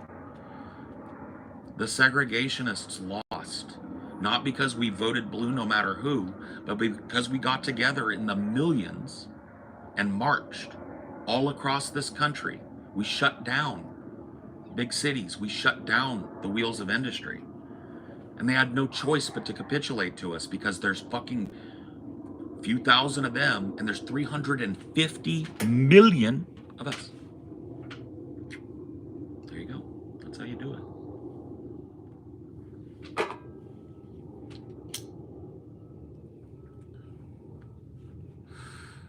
As randomly popped up on shorts for me. I haven't seen you in years. You looking well, man. I like the hair. Hey, thanks, man. Make sure you subscribe and everything. I do these all the time, so welcome back, though. Yeah, I'm still here. I'm still kicking, man. I'm doing pretty good, actually. It's not just strength in numbers. I need you guys to understand what I'm telling you. The only true power that you have lies in your power to fucking get together with others and shut things down. That is it. There's no power at the ballot box. The people telling you that getting together and campaigning and canvassing for these fucking vampire corporatists that are leeching this planet dry of resources, and laughing all the way to the bank while all of us slowly starve to death and bake to death on a destroyed planet, okay? That's not the way. Your energy is wasted canvassing for these people. Your energy is not wasted moving closer and closer to a mass protest movement. And I'm not talking about a protest movement online. I'm not talking about internet protest, okay? I'm not talking about putting a flag in your bio. I'm talking about showing up with your physical body and a bottle of water ready to scrap with the cops if you have to. A peaceful sit-in, but on a massive and unprecedented scale. Just now, we have a moment, it's a brief moment, where we might capture the beginnings of that. These Palestinian protests have gotten so fucking big that they've sent the goon squad in. That means they're afraid, by the way. Anytime you see cops beating the fuck out of old ladies at a protest, that, you know what that means? That means the fascists are afraid of it. Whatever's being done and said at that protest scares the fuck out of them. See? Kind of underlines what I just said about your only power being mass fucking civil disobedience, right? Our democracy is broken, guys. You know this. I don't have to tell you that, but I feel like there's a lot of people that want to sell you on the fact that it's still functional. Still functional enough, we can save it. It's gone. It's gone. Your power is vested in the First Amendment of the Constitution. Your right to peaceably assemble and petition the government for redress of your grievances. That's it. That's the last thing left, and they're coming for that. If they take that, you can call this donezo, guys. If you let them squash protest and pass these laws, like if you protest against fucking the Israelis slaughtering the Palestinians, you're an anti-Semite. If you let them pass these laws and enforce them with nothing but a mule and a whimper on Twitter and a positive thumbs up comment on a Vosh video or something, you are fucking your children right out of their fucking birthright. They won't be able to get together. And the time is now. The time is now or never, guys. I hate to be the guy to bring it to you, and I hate to lay it at your feet. The time is now or never. And it's not at the election booth that the fight is being fought. That's not what the battle is. The battle is not at the election booth. The battle is in the streets. We can't be comfy anymore, guys. We got to get off the computer chairs. We got to get off the DS rake. And look, I'm talking to myself too. I'm not out there to protest. Now, I don't have a fucking large protest anywhere within 200 or 300 miles of me. I'd have to drive and take time off of work and shit. And I feel like right now, I might be worth more talking to the 1,000 or 2,000 people that'll eventually watch this video through than I would be hobbling my ass down fucking to LA to stay at a protest a couple of days. That doesn't mean that's you. I'm also old. Not to make excuses, I'm old and fucked. I'm fucked up. I'm not 20 anymore. And I will say this, not to shit. In my 20s, I hit the streets. A big protest movement didn't foment, but I was on the streets in my 20s. I protested, I picketed, I canvassed, I did direct action. I did sit-ins, I did college protests. Okay? When I was young, dumb, and full of cum and gum and chum, you bet your ass I was out there. I'm not saying every fucking day. I'm not going to perpetrate like I was a professional protester. But I attended over a dozen protests in my local area. I did canvassing. I did door knocking. I did petition work. All of these things are true. So, you pointing your finger at me, yeah, I agree. And I'm looking into how I can do some direct action. But point the finger back at yourself. Know my history. I have a history of political agitation. So,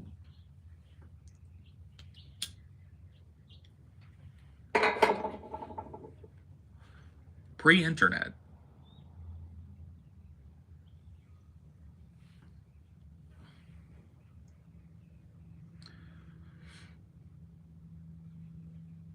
You seem nice. Keep it going. Yeah. And it got you nowhere, fool. I guess you could make that argument. I guess you would make the same argument of my parents' generation who stopped the Vietnam War and got black people human rights in this country, huh? I mean, your trolling is cool, dude. I understand you want to get a fucking rise or whatever, but you know, like to be doing it so blithely and unskillfully at a time when like we're talking about serious shit. You ever think about that? Like the world is burning and we're sitting here and it's a small group of us, 157 people having a conversation about the world and what we can do, and you're like doing like baby's first rattler trolling. No, I was talking to that fucking idiot. What's his name? Jack Straw, the no PFP guy. I'm asking you questions, but you're not answering them. Okay, I tell you what, the eye of Sauron is upon you. You wanted my attention, you've got it. So you are to ask me a direct question, and I will give you a direct answer. I'm not even going to read other people's stuff right now. It's you and me, Jack Straw. You got it.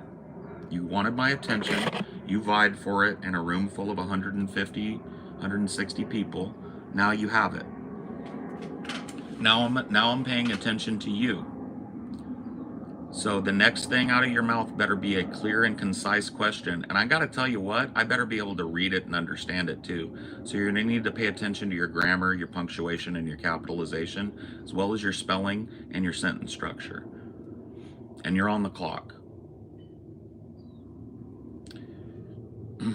If I don't see something from you, like a cogent question, within 20 seconds, I'm going to ask my mods to ban you because you have nothing to contribute to this conversation. 19. Okay, here we go. We got one. And I told you to pay attention to your grammar and stuff, and you didn't do that, but I think I might be able to make this question out. So I'll give you a pass this time. Run-on sentence, no capitalization. Okay, how come the majority of protesters don't even know what they're even protesting? Wrong there. So you are going to have to, I want you to correct that sentence. Because you know what? That's not even a baseline.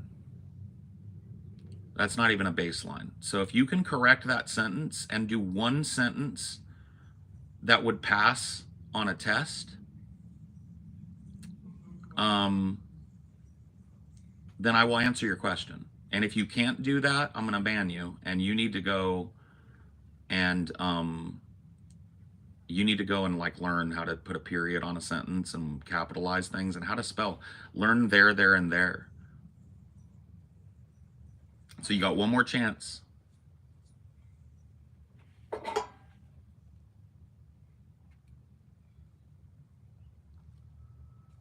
The next thing out of your mouth determines your fate. It'll either be a complete sentence that is grammatically correct, or you will be gone and you'll have to go get on another alt.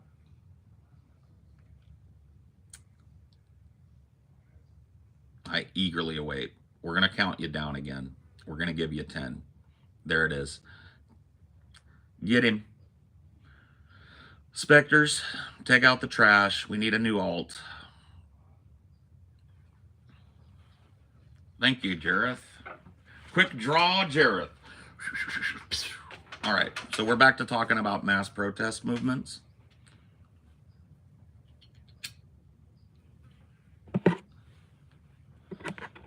How come the protesters don't really understand why they are protesting? What makes you think that? Did you watch something on Tucker Carlson where they found like the youngest and most dizzy looking person at the protest and put a camera in their face and they stumbled?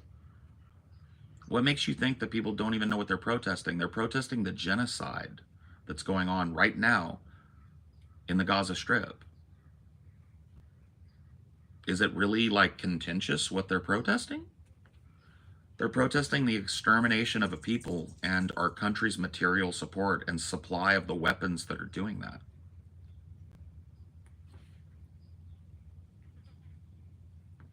What state are you in? I live in California. Do you excuse the protesters harassing Jewish people? No. But I also don't excuse the pro-Zionist agitators that are harassing the protesters either. No. No, I don't excuse any Jews being harassed, okay? But the same dude, that has to be equally applied. And I have seen tons and tons of videos of these pro-Zionist protesters, and they're the ones yelling insults and being brawlic. And people are just having a sit-in. So I support neither side doing that.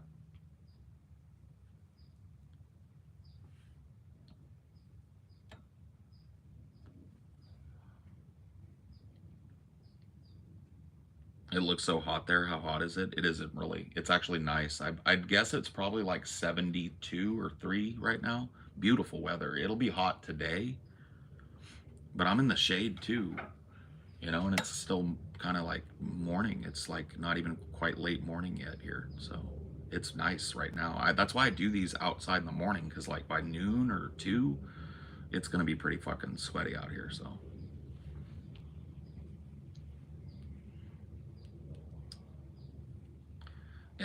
Yeah, it's gonna top at 92 today, so I got about another hour or 2 out here max, and then I'm gonna have to call it fucking quits. So, Paul, have you ever really enjoyed a particular car that you've owned? Yeah, I've enjoyed. So my first car is still my favorite car, man. I bought a shitty beater when I was 15. I couldn't even drive it yet.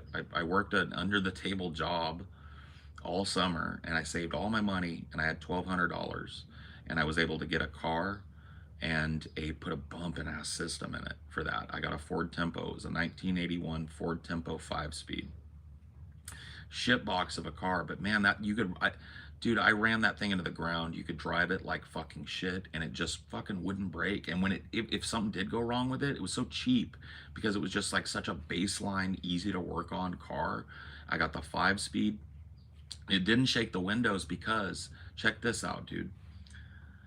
I went and got 2 12-inch Lanzar subs with independent wired amps and a Kenwood deck put in this fucking shitbox of a car, right?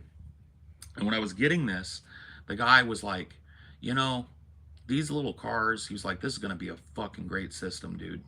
He was like, but these little cars, they're not built for bass. Like, they got a lot of the stuff will shake on your car and like it'll rattle. And I was like, oh man. And he goes, well, I can line your trunk. It's $200. And I was like, well, fuck. You know, that was a lot of money to me. That was like basically the last of what I would have saved from my job, you know? And I was like, fuck, man, really? And like, yeah, but let me show you. And he fucking showed me a car that he had just done an install on. And he let me sit in it. It was somebody else's fucking car, but they hadn't come picked it up yet. Let me sit in it and hear the rattle, right? And then he was like, listen, I just lined this trunk. And I went in it, it was like, boom, boom, just clean, right? And I was like, line it. So I had a shit box, 1981, white, Ford Tempo 5-speed with 12-inch rims, 2 independently amped 12-inch Lanzar box subs in the trunk, and a Kenwood deck pushing the fucking whole thing. Dude, I would shut down the block. People didn't know where it was coming from. Like, I loved it. I would pull up next to somebody and I'd just have fucking like Beastie Boys or some shit, right? I loved playing like the reverse bass on Paul Revere. Had a little horsey, zoom, zoom, zoom, zoom, zoom. I'd pull up next to people, right? And their car would shake and they would look at me and then they'd look past me.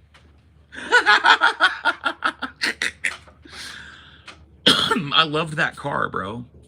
That car was so dope.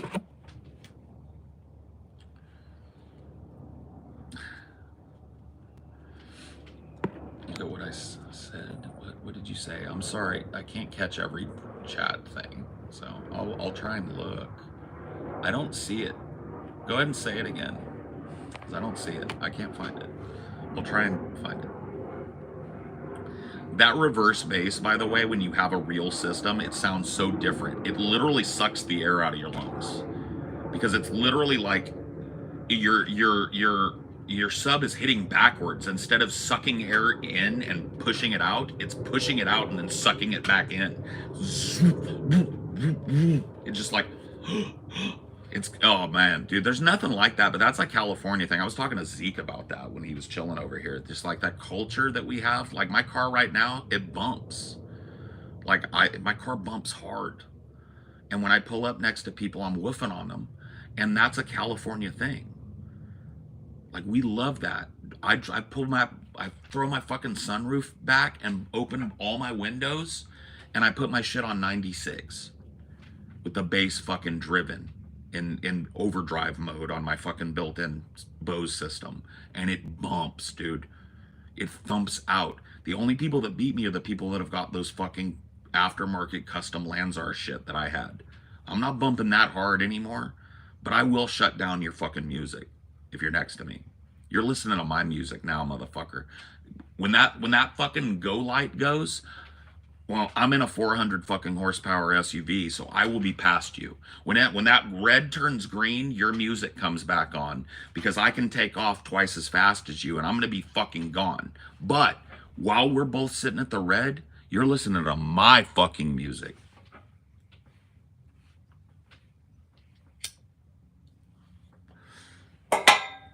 It ain't gonna be long after the green, trust me, because I'm in a dual motor 400 horsepower fucking electric SUV. I can do 0 to 60 in 2.8 in sport mode. So you don't have to listen too long. But at the stoplight, I get to choose the music. Seems pretty inconsiderate. Oh, it is. Oh, it is. It is. But you know what? It's on you to go get one louder than mine. It's not my problem, dude. 100 bends on my pocket, it's on me. See these bottles are lonely. Boom, boom.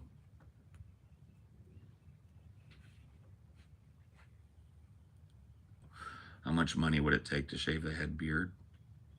I'd do it for 10K. That's a good chunk of change, but it all grows back. I'd shave my whole fucking face bald for 10K. Because that's like, you know, I put that right in my fucking bank and let it make babies. And in like 6 months, it's all back.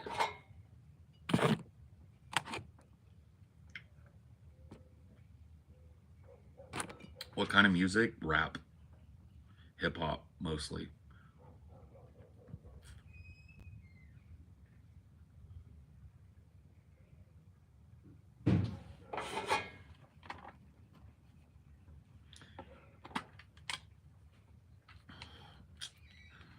I don't wanna die too young.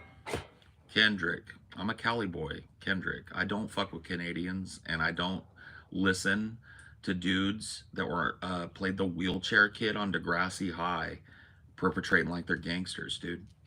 Especially not a Canadian motherfucker. Hell no. I don't even really like Kendrick, but he's a Cali boy, so I back him.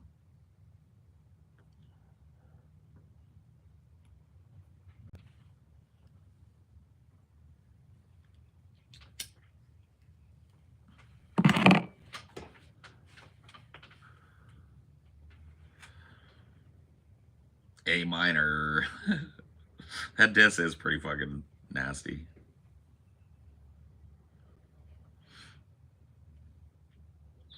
Big Cali boy, big Cali energy. Best state in the union. West Coast, best coast, left coast, fucking bereft coast. Left coast, best coast, east coast, least coast. That's the way it has always working. Try smoking DMT? No, thank you. I will ban you if you're dumb again, by the way. If I notice you again and what you say is like dumb and off topic, I'm going to ban you. I'm just letting you know. 100 bands in my pocket, it's on me. It's the best. Why do people keep leaving? Because as those people that bounced off of California because they couldn't hack it here saltily leave and everybody covers it, there's this crazy thing going on the other lane of the freeway. There's a bunch of people with all their goods strapped to their cars coming in. See, people will try and pull that on Cali. If Cali's so good, why is everybody leaving? It's like, have you tracked the immigration to Cali? And then looked at how many more people moved to Cali than any other state combined with any other two other states? Like, people just don't understand. Yes, let me answer a question.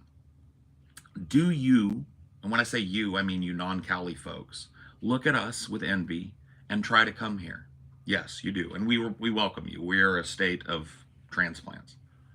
Do a lot of you bounce right off this motherfucker like a big rubber ball? Yeah, you do. You have to hustle to be a Californian. You do. The only reason I'm living here is because I hustle.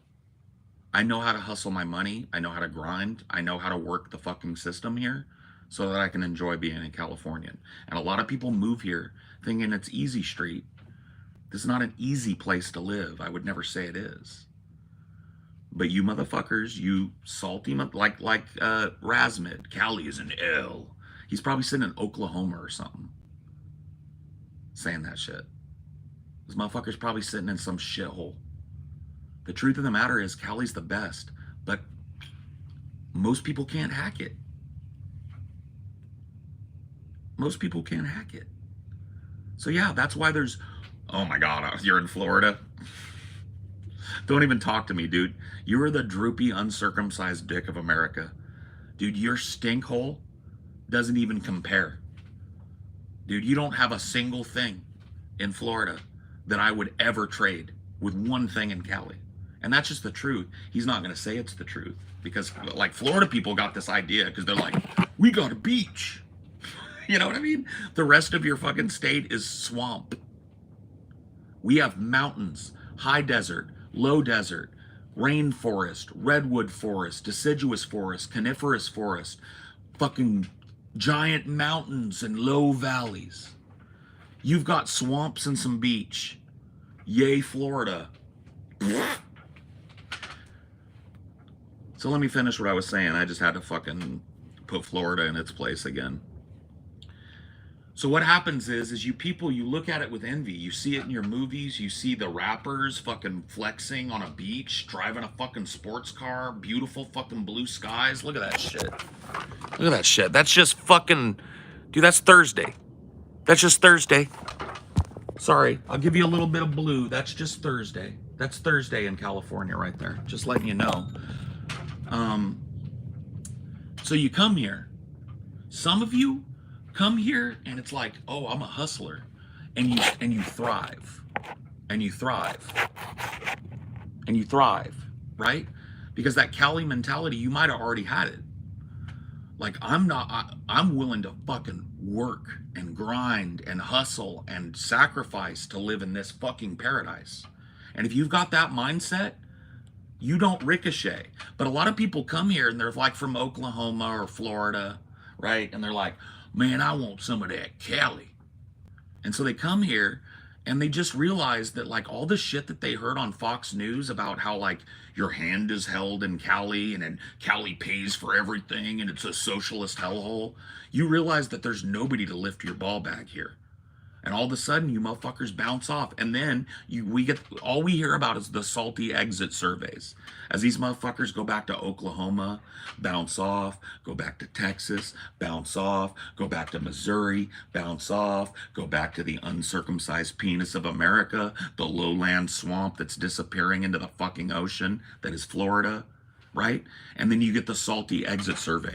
California's laws are just crazy. I tried to open a business and it failed because I had to hire a trans. And they cover it. Oh, people are leaving Cali. But what they don't do is flip the fucking camera around and show the stream of cars coming in. Because for every one of you motherfuckers that bounces off, 2 of you land here. Why's that?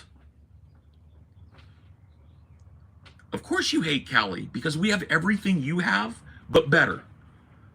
It's like when you get fresh, right? Let me walk you through this, Florida, right? You get fresh. You know what I'm talking about. Maybe you don't. You live in Florida. You get showered, shaved, trimmed. You put on your you flex it up, right? You put on your flex gear. You got a nice fresh tee. You got a fresh pair of fucking jeans. You got a fresh pair of fucking shoes that you just buffed up. They're looking nice and white, right? And you go out, right? And you pull up in your whip, and whatever, your whip is what it is, right? Are you with me so far? But you cleaned it, right? Because you wanted to flex when you went out that night, right? You wanted to flex. And so you went out, right? You waxed up your whip, and you're pulling up to the front of the club, and you're feeling yourself, right? You're feeling Florida, right? You're feeling Florida, right? And you pull up in your Toyota Tercel that you waxed, right? In your $30 shirt from Walmart and your $15 pair of pants, right? You're looking crispy. And as you pull up right behind a dude that's hopping out a Ghost. Of course you're going to hate California. And that's just his Thursday. You prepared for this night. You crisped up. And this motherfucker rolled out of bed into a Ghost. You feeling me, Cal? You feeling Cali now? We wake up crisp. We wake up crispy. We don't have to drain the sweat of the swamp off of us to sit at the beach.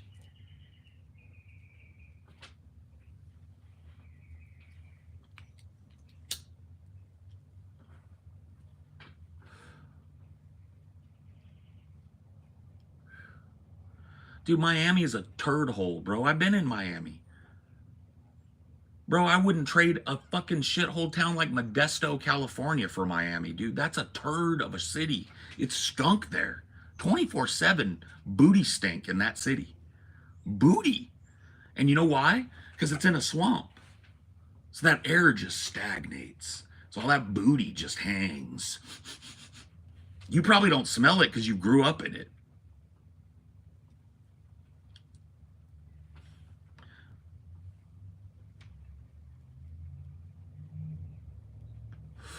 You're anything but fresh. My dude, saying it don't make it so. If only saying it made it so. All the boudassi just hangs over Florida, bro. And Louisiana. Why do you think I pulled out of that motherfucker?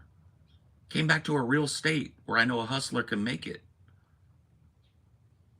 Booty. When you rip booty here in California, let me tell you guys in the South, down in Florida, you might you might want to fucking learn this. If I were to, I don't have to fart right now, but if I could, I would, to illustrate a point. If you rip boudassi here, right? You do a sneak a cheek and you rip a good cloud, right? You know what it does? It like goes away. It disperses and like mixes into the fucking air, and then a nice cool breeze blows it away, and it doesn't.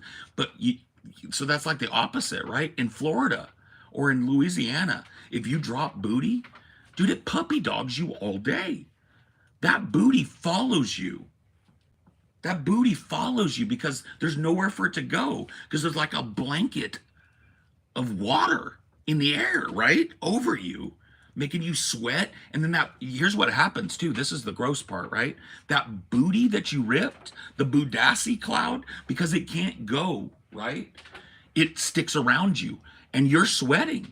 So what happens is your own ass sticks to your face and you start smelling your sweat. Starts to smell like ass. And everybody else's ass too. It's horrible. It's horrible. It's horrible. I am not even fucking lying. I'm not even making it up. It happens. It happens. You voted for Joe? No, I didn't. You don't know me. You might think because I'm Californian and I look like a hippie that I'm a Democrat or that I vote Democrat. I'm a leftist. I don't vote for fascists. Fuck Joe. Fuck Joe Biden. Fuck what do they say? Let's go, Brandon. But here's the problem. Here's where you and I are going to be cross purposes. I don't support Mango Mussolini either. I don't support that tragic, flabby, gross, sweaty, mumbling, bumbling, stumbling reality TV star fuck stain that you guys support either. But don't, please, if you're here watching me and you've never seen me before, don't assume that because California is coming off of me and hippie is coming off of me that Joe Biden has anything to do with me. Okay. I'm not a Biden voter. I'm a leftist. Projection. I love how dumb people will just throw out the word projection. Like it means because they learned it probably out of a book or somebody said it on a TV show. What's project? Oh my God, man. Just the no content and then the smug lol after it too. Like you said something.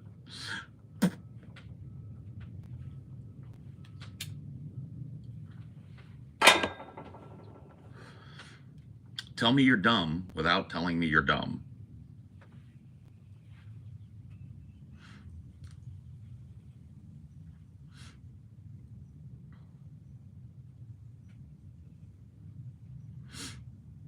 Yeah, dude, Razmid is being cool. He was just having a little state pride. And look, we support that here in California. We don't want you guys to feel bad about yourselves. We know our presence makes you, but when we see you hating, we feel pity for you haters. We do. We have nothing but pity for you, really. Like, we might get mad. Really, it's just out of fucking love and empathy because we know you're trying to make the best out of a really swampy situation.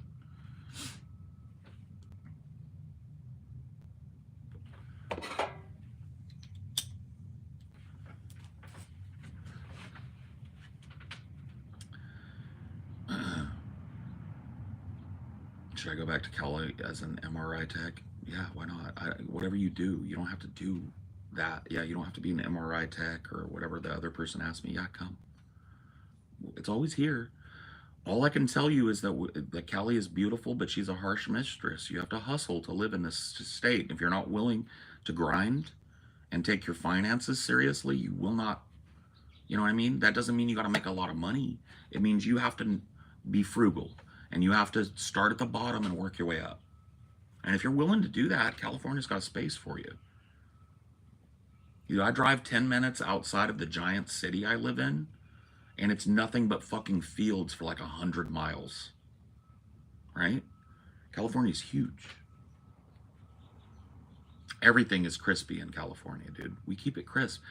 I'm telling you, if you move here, and this is no joke, if you move here and you try and you establish yourself, even at the fucking baseline, right? You get a studio somewhere and you hump and grind a couple jobs and you get your feet under you, right? You will change. You will become a Californian.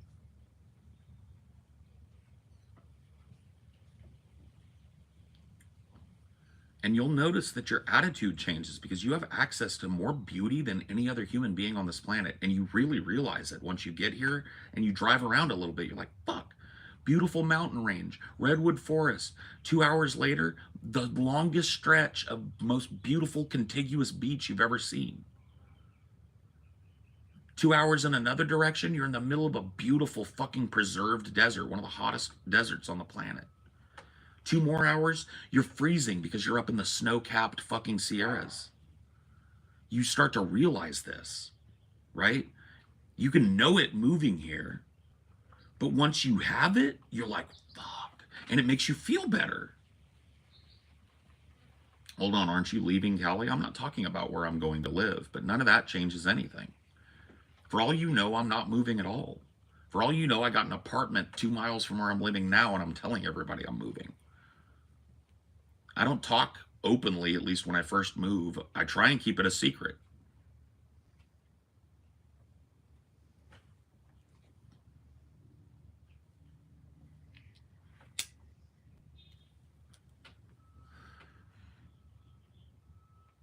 Well, California did not clear cut all of their redwoods. There are 2 giant, well-preserved redwood forests in California, unfortunately hit very hard by the wildfires, but they are regrowing, they are resustaining, and there are still a lot of really old 8, 9, 100 older year-old trees that you can see, majestic trees.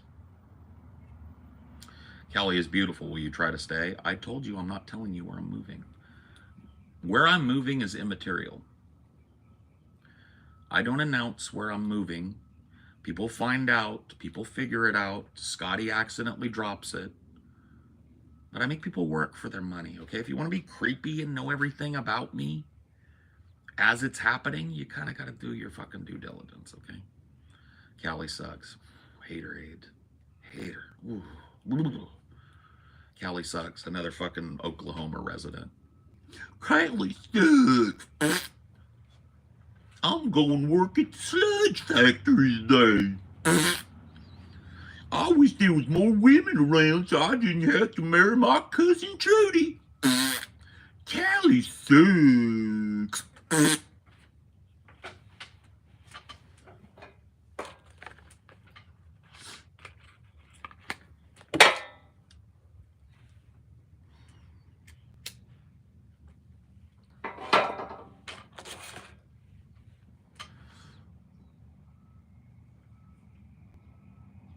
San Diego is beautiful, but it's one of the most expensive places in Cali to try and make it. Yeah, every weed is less than Cali weed. Every weed. When will you live in New York? I probably will not. But maybe that's where I'm moving. I don't know. You never know with me. I'm a wily guy. I think that people will figure out pretty quickly what hemisphere of the world I'm in just based on the time of day when I do these live streams. So I don't think that's going to be a secret for long after I move. Whenever that is.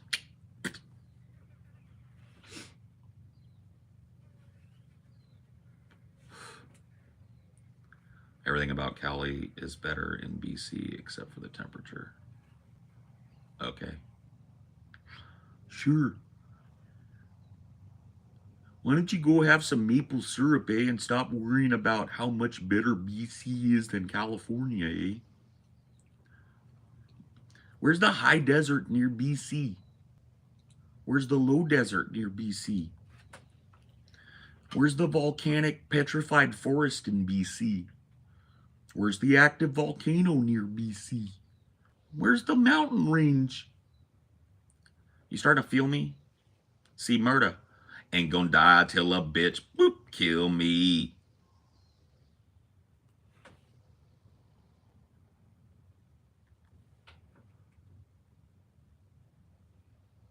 I know you motherfuckers feel me. See, murder.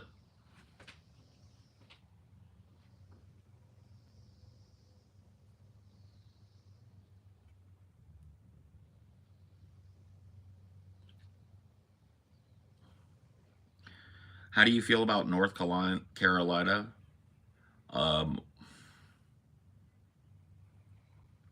Dude, I have a flow. This is a thing. I know it's cringe to some people for a white guy that to be able to rap, but I can do it, dude. I have flow. I can flow pretty good. And I've listened and I have credibility, okay? I've been a fucking hip hop fan since the late 80s, and it's my primary fucking thing. What do you want me to drop those? Here's the problem I have. I don't want to be cringe like saying the N word a lot. And a lot of the songs that I'm real comfortable with are like 90s songs, early 2000s kind of gangster rap shit. Like I know a lot of songs, but I would have to use neighbor instead of the N word.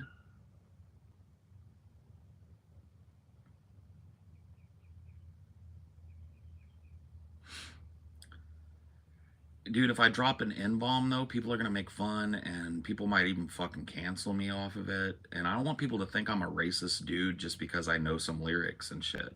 See that I wish that that was different. That's a contextual use. Like I understand if it's just some fucking white kid who doesn't know anything saying it and doing it for likes or whatever. But dude, I'm bona fide.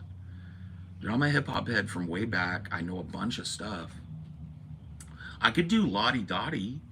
That's clean, pretty much. But that's old school. I don't know if you kids would even like that. I'll let you guys choose, okay? You guys have to think about it. There's two that I'll do, okay?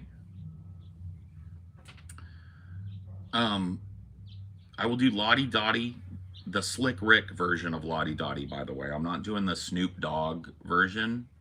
The Slick Rick, the original version of Lottie Dottie, which is fire, and I'm really good at it, okay? Or I will do Ghetto Vet by Ice Cube from his early 2000s album war. So you guys decide among yourselves. I'm gonna go get an ice water, okay? Because I'm gonna need to wet my whistle before I do it. Ghetto Vet is the name of it. You guys can even, like, while I'm gone, because I'm gonna take a pee too. You can go listen to those two songs and see which one you want me to do. So it's once again, so you know, right? And in fact, I'm just gonna do a poll. I'm just gonna do a poll before I go in. Start a poll. What one do you want to hear? Do you want to hear Ghetto Vet by Ghetto Vet by Ice Cube, or La Di Dottie by Slick Rick? Okay, there we go. All right, poll is up. I will check it when I get back in like 2, 3, 4 minutes, and I'll do that. Okay, give me a sec.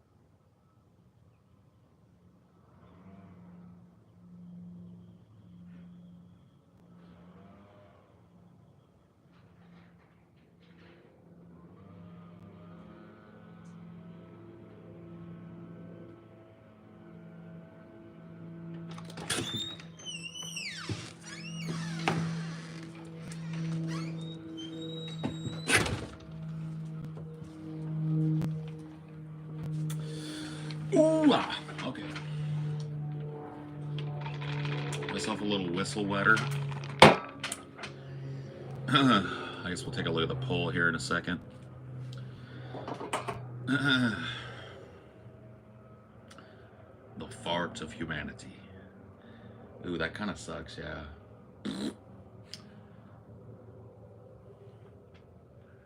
Yeah, go get your vote in. Which one do you want to hear? I will be candid with you. I think I'm probably better at Lottie Dottie. I learned that when I was 9 years old. Count it, 9. I used to rap Lottie Dottie for my family when they would make fun of rap, and I would shut them up because it's actually a groovy song. I'm better at writing the acapella of Lottie Dottie too. So I don't know what people are voting, but you might get a better performance if you go with the old school one that I'm way more versed in. Not by Snoop Dogg, Lottie Dottie by Slick Rick, with MC Ricky D on the beatbox.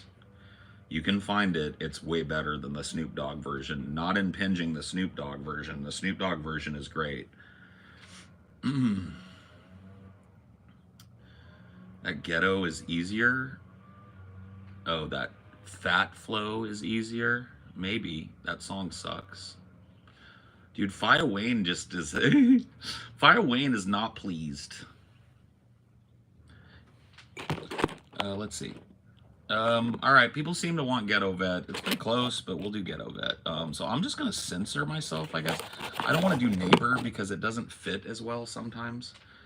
and it sounds weird. So I'm just gonna like bleep the N word.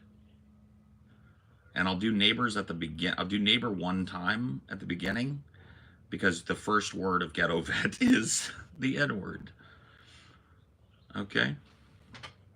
Hopefully that'll be fine. I will just censor the N words because they're pretty obvious where they should be. Ninja? That makes it sound juggalo though. I don't know, dude. I don't want, like, I'm not trying to be, I'm just letting you, like, I can do it and I have credibility to do it. Like, I'm a hip hop head from way fucking back and I've practiced and I'm good at it, but there's a chemtrail behind me. Oh no.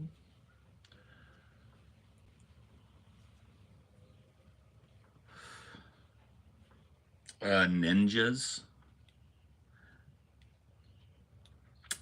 Ninjas. I wish I could, dude. I wish I could just say it like the song is and people wouldn't lose their fucking minds over it. But I'd probably get fucking banned off of YouTube if I did it. It's so stupid. I've not seen you in so long. Ninja, neighbor, or bleeping. That's what we're going at.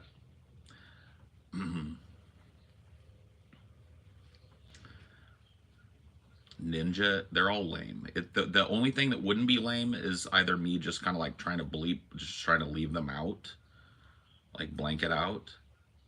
Just say in. See, I don't know what the protocol is, man. That seems the same thing. I don't even fucking know, dude. Maybe I shouldn't do this. This is so sad. I would do this full-throatedly with the original lyrics if it wasn't a YouTube, like if I was on my Discord, because I don't think, dude, I don't care. If you want to fucking shout me down for knowing the lyrics to a song and knowing how to perform that song as it was written, and you want to call me a racist for that, I'm willing to fucking take that heat. What I'm not willing to do is trade my channel for it.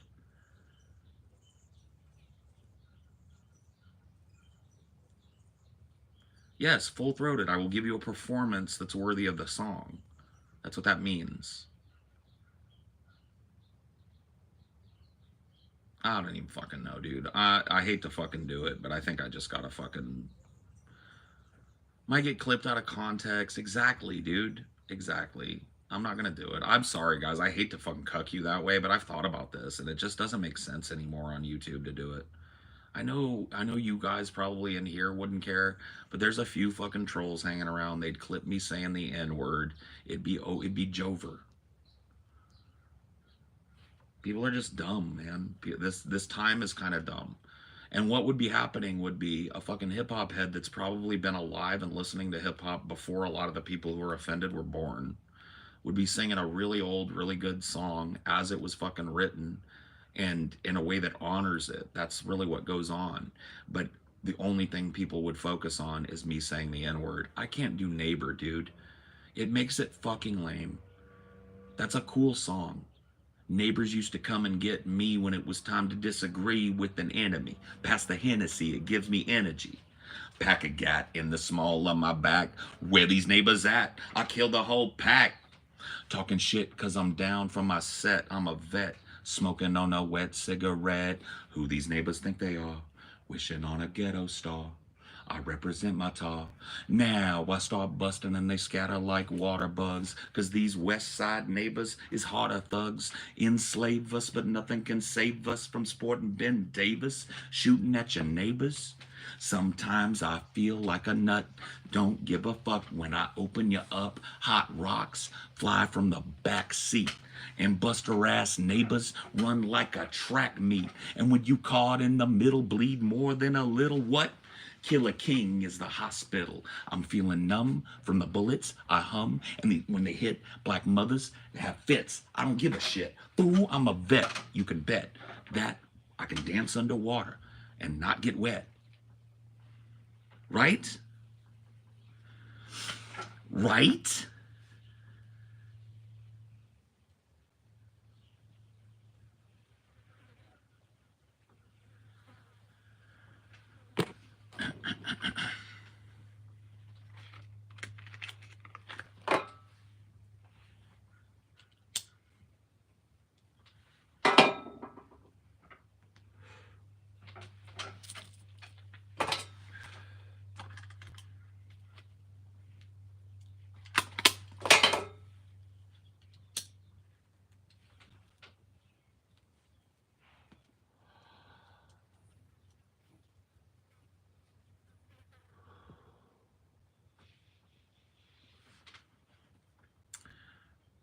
My house shoes get wet from the dew on the grass up early in the morning, taking out the trash, feeling like a loser alcohol abuser.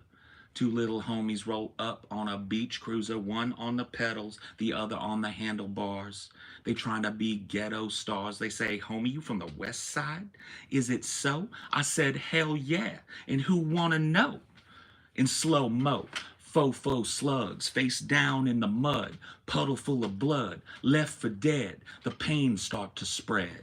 Now I can't feel my legs. I meet Dr. Drew at I meet Doctor Who at King Drew Medical Center as I enter the ICU. He said the bullet hit a nerve that was vital.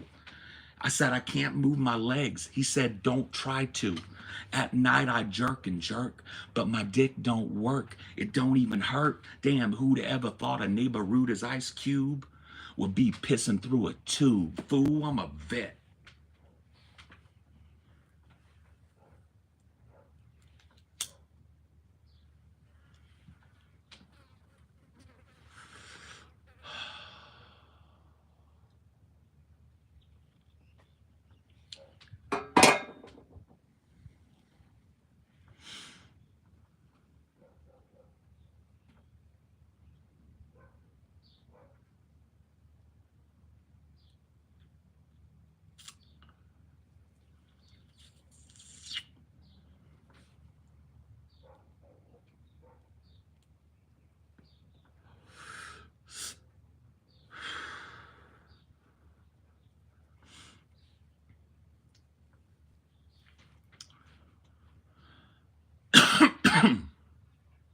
Yeah.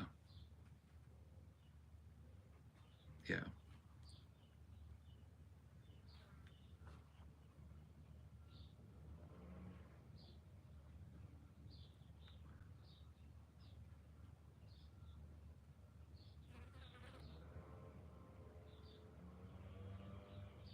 Fuck.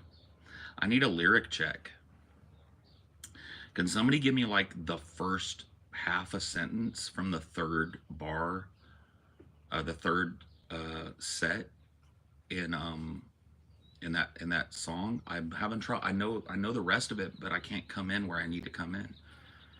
The third and final thing. Can you tell me what that is? If somebody can look that up, I'll finish the song. If not, that's what I got.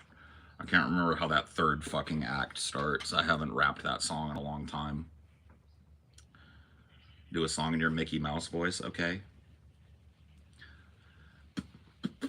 Lottie Dottie. Lottie Dottie. Lottie. Lottie. You know what the beat is. Lottie Dottie. We likes to party. We don't cause trouble. We don't bother nobody. We're just some men that's on the mic. And when we rock up on the mic, we rock the mic right. For all my dogs keeping y'all in hell. Just to keep you smiling and enjoying yourself. Cause it's cool when you cause a cozy conditioning. Which we create. Cause that's our mission. So listen close to what I say. Because this type of shit happens every day. I woke up around 10 o'clock in the morning. I gave myself a stretch. A morning yawning. Went to the bathroom to wash up. Had some soap on my face and my hand upon a cup. I said, mirror, mirror on the wall. Who is the dopest of them all? There was a rumble-dumble. 5 minutes it lasted. And the mirror said, you are, you conceited bastard. But that's true. That's why we never have no beef. So then I washed off the khakis and the gold leaf. Use oil of Olay because my skin gets pale. Then I got the files from my fingernails. True to the style, and on my behalf, I put the bubbles in the tub so I could have a bubble bath. Clean, dry was my body and hair. I put on my brand new Gucci underwear. For all the bitches I might take home, I got the Johnson's baby powder and the Polo cologne. Fresh, dressed like $1,000,000. Put on the Cali shoes with my all blue chucks. Stepped out the house, stopped short. Oh no, went back in, I forgot the Kango. Then I dilly-dally, ran through a alley. Jumped into a girl named Sally from the valley. This was a girl playing hard to get. So I said, what's wrong? You look upset. She said, it's all because of you. I'm feeling sad and blue. You went away. Now my life is filled with rainy days. I love you so. How much you never know. But you took your dope away from me. Now, damn. What was I to do? She's crying over me and she is feeling blue. I said, don't cry, dry your eye. Here comes your brother with those two little guys. Her mean mother steps up, says to me, hi, looked Sally in the face and jumped her in the eye, punched her in the belly, stepped on her feet, damn. Slammed the child on the hard concrete. The bitch was strong. The kids was gone. Something was wrong. I said, what is going on? I tried to break it up. I said, stop it. Just leave her. She said, if I can't have you, she can't neither. She grabbed like closely by my socks. So I broke the hell out like I had the chicken pox. But she gave chase. She caught up quick. She put a finger in the face of MC Mick. She said, why don't you give me a play so we can break it down the Long Beach way? And if you give me that, okay, I give you all my love today. Oh, Mickey, Mickey, Mickey, can't you see? Somehow your words just hypnotize me, and I just love your jazzy ways. Oh, this is why they broke and you're so paid. And on and on and on she went on. Bitch, been around since before my mother born. I said, give up. I gave her a kiss. I said, you can't have me. Too young for you, miss. She said, no, you're not. Then she starts crying. I says, I'm 19. She says, stop lying. I says, I am. Go ask my mother. And with the wrinkled pussy, I can't be your lover. 1, 2, 3, 2. Ah, tick-tock and you don't stop. Baby, a tick-ticker, you don't quit. You got them both. Congrats.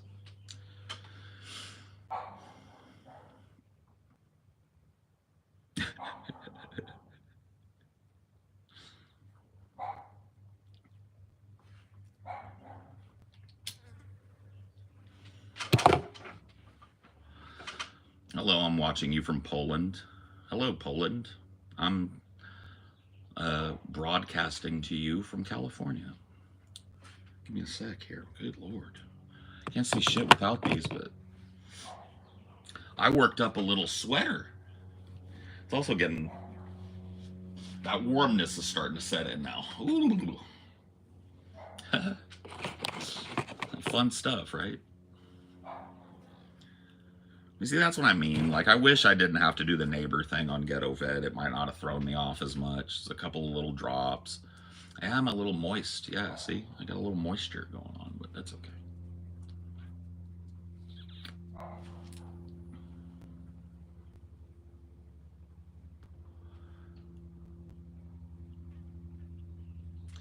You might have recognized a bunch of, like, samples from that Lottie Dottie song that I sang. So the this type of shit happens every day. You'll hear that in other songs. You'll hear that whole TikTok you don't stop part at the beginning and end. That song is really heavily sampled because it's like a considered to be like a foundational hip hop song from the mid to late 80s. And I first learned that song, like I said, I would have been in 1990. I would have been 9 years old at the time. I hadn't quite had my birthday yet. And that's when I got that bootleg hip hop tape from the swap meet my dad took me to. I begged him for it. It was like $1, I think. And it had a bunch of foundational hip hop artists on it. And I had never heard straight hip hop. I wanted it because I'd heard Belle Biv DeVoe at the skating rink. Poison, that song Poison. And that had changed my mind on music because my parents listened to a lot of music, but they were not in tune with kind of like the R&B and hip hop stuff that was coming out in the late 80s and early 90s. And so when I got a taste of it there at the like skating rink, I was like, what is this music? And I begged them for the Belle Biv DeVoe album, and I let my tape rock till my tape popped, and I went down, I wanted more, you know? And so I went down to there was a swap meet at the fucking drive-in theater place You know, they would turn it into a swap meet Sunday thing, and there was a shady fucking tent that had a bunch of bootleg tapes. They were a buck a piece. I went through them and I found one that had the Fat Boys, Dana Dane, Slick Rick, Dougie Fresh, Run DMC. It's a bunch of, like, if you don't know those artists, like just a laundry list of foundational, influential hip hop acts, right? I didn't know it at the time, but that was like the holy grail that I had in my hands. For a white kid from a farm town, you know, that tape was like the holy grail. It changed my whole life. I popped that in. I could not believe the sound I was hearing coming out of the fucking speakers. My parents hated it, which made me love it more. You know, they didn't get it, which made it feel like it was mine. Yeah. For like a white boy in the pre-internet age living in a farm town, that bootleg tape with those fucking foundational artists on it and multiple cuts from those artists too. It was a double-sided tape, loaded up. Changed my whole musical perspective, man.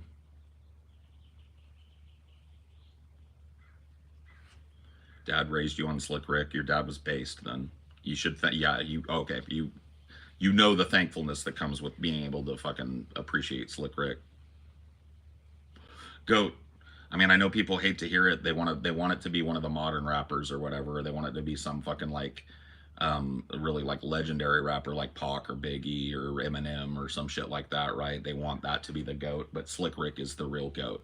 Slick Rick is the guy that invented the whole aesthetic that drives hip hop right now. The rings, the flexing, the kind of like, look at all my money, I platinumized my body. That kind of fucking 8 rings on each finger, 6 watches on each wrist. I got a big donkey rope around my neck with a fucking absurd plate on it like that. He started that shit.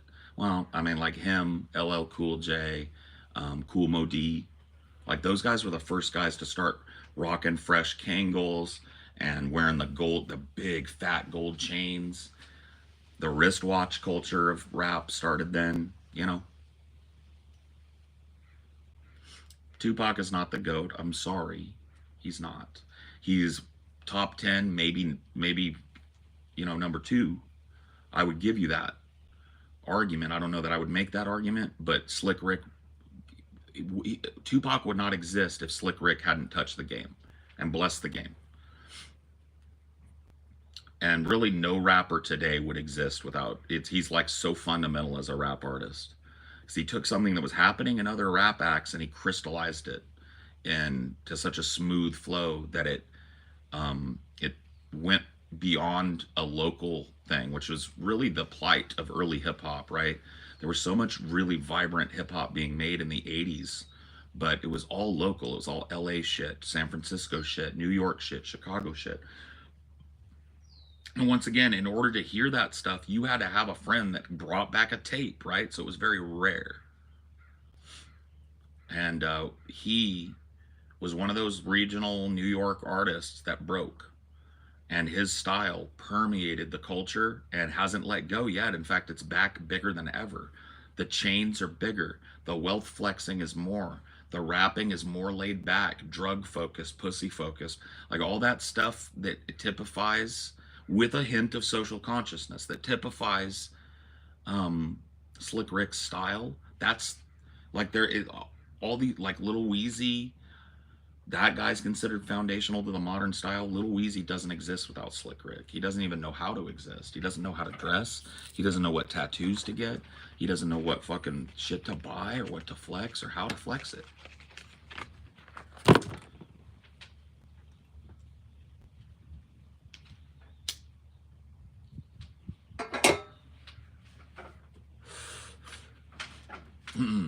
Southern rap kills the games any day. I like Southern rap, man. Yeah, I like all rap though. Have you just farted? If I fart, I'll call it out. I'm one of those guys that like if I drop ass, I will say, "Ooh, did you hear that?" You know, we all toot. I mean, come on. I did not though. I just have a squeaky rocking chair and I'm a fat guy. It's groaning under the pressure of my pendulous folds, okay? Is that what you wanted to hear? But I'm working on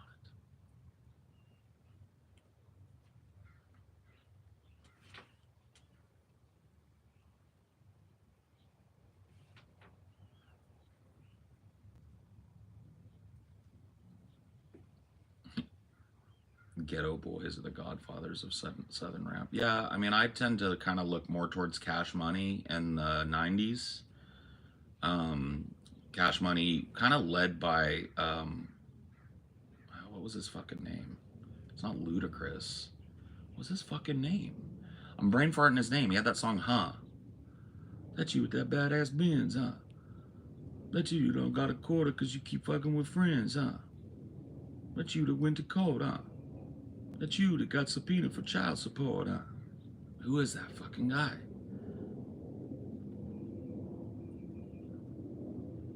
Not Birdman. Juvenile, thank you. Juvenile, yeah.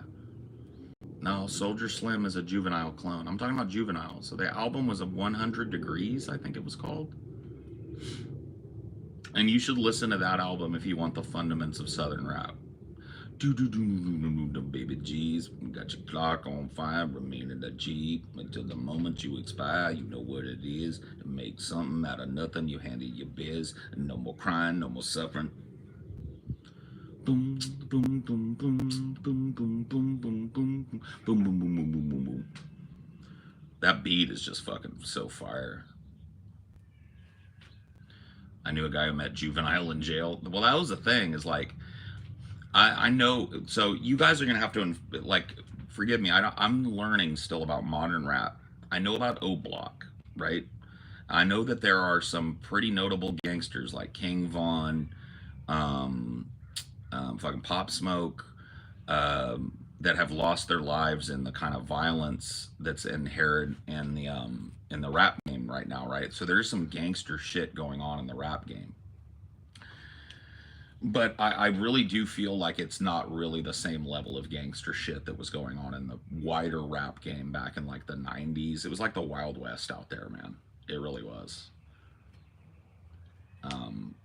And Juvenile is an example of a guy, because there's like something. Do you guys understand the term studio gangster? I talked about this, I think, on a recent thing. I won't go deep into it.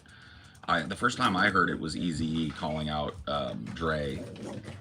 You get that, Squirrel D. You tell that squirrel.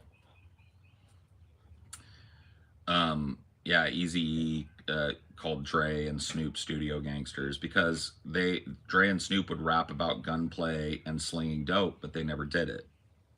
Does that make sense?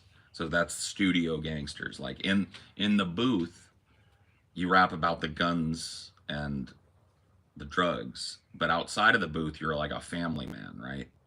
And that's a lot of the rap game right now, right? A lot of rappers, especially like this whole Kendrick and Drake beef. I finally relented and went and watched a breakdown of the Kendrick and Drake beef.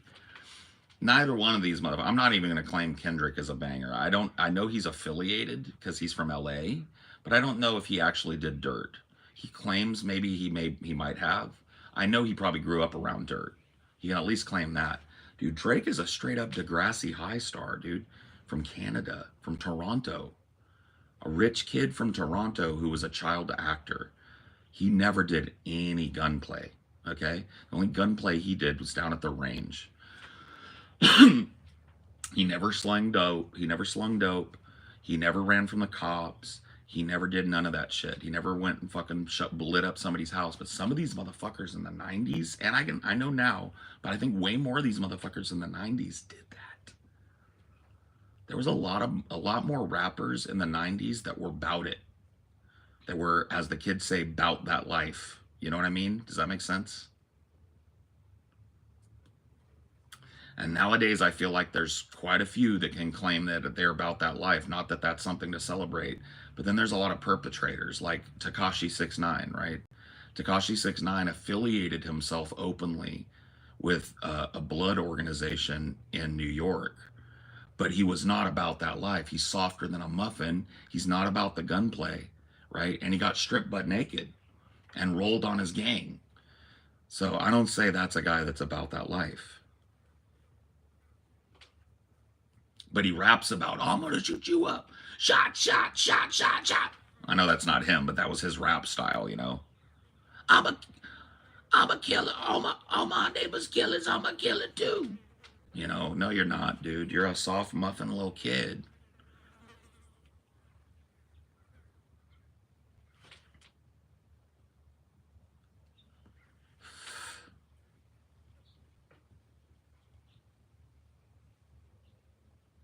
they stripped him butt naked, bro. Like, that's not gangster. But then you've got guys like Bobby Schmurder who accidentally self-snitched and, like, just got a body about a week ago. And now, he just got done doing a bid for that fucking bullshit. There's a song called Rap Snitches that's on a Doom album. Have you guys heard that song? Rap snitches, telling all they business. Sit in the court and be their own star witness. Do you see the perpetrator? Yeah, I'm right here. Fuck around, get the whole label sent up for years. You guys heard that? And that's something these youngsters need to learn.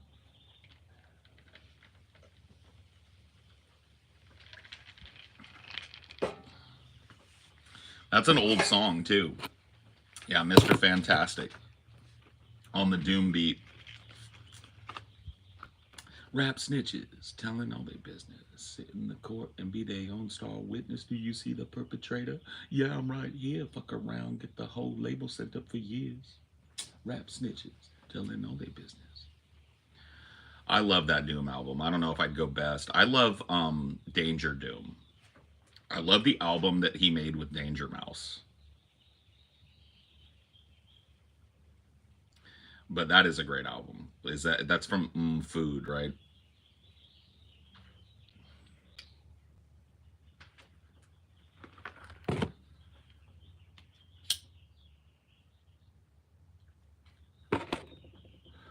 Sit in the court and be your own star witness. I don't really look at the artist's life, but sometimes it just breaks headlines. I'm the same way, man. Like, what these guys are doing in the streets is none of my business. I'm not a cop, right? I like songs that hit. And if somebody that writes a song that hits and puts it out, and they're out in the streets, they're on O Block doing dirt or whatever the fuck. If the song hits, it hits. From my perspective, like, I'm not the morality police. That being said, I don't endorse what they're doing. I wish, especially young black men killing other young black men, not to be a white liberal catastrophist or whatever, but it is really sad to see that happen because it shouldn't be that way, right? But I'm reporting. Okay. Report away, buddy.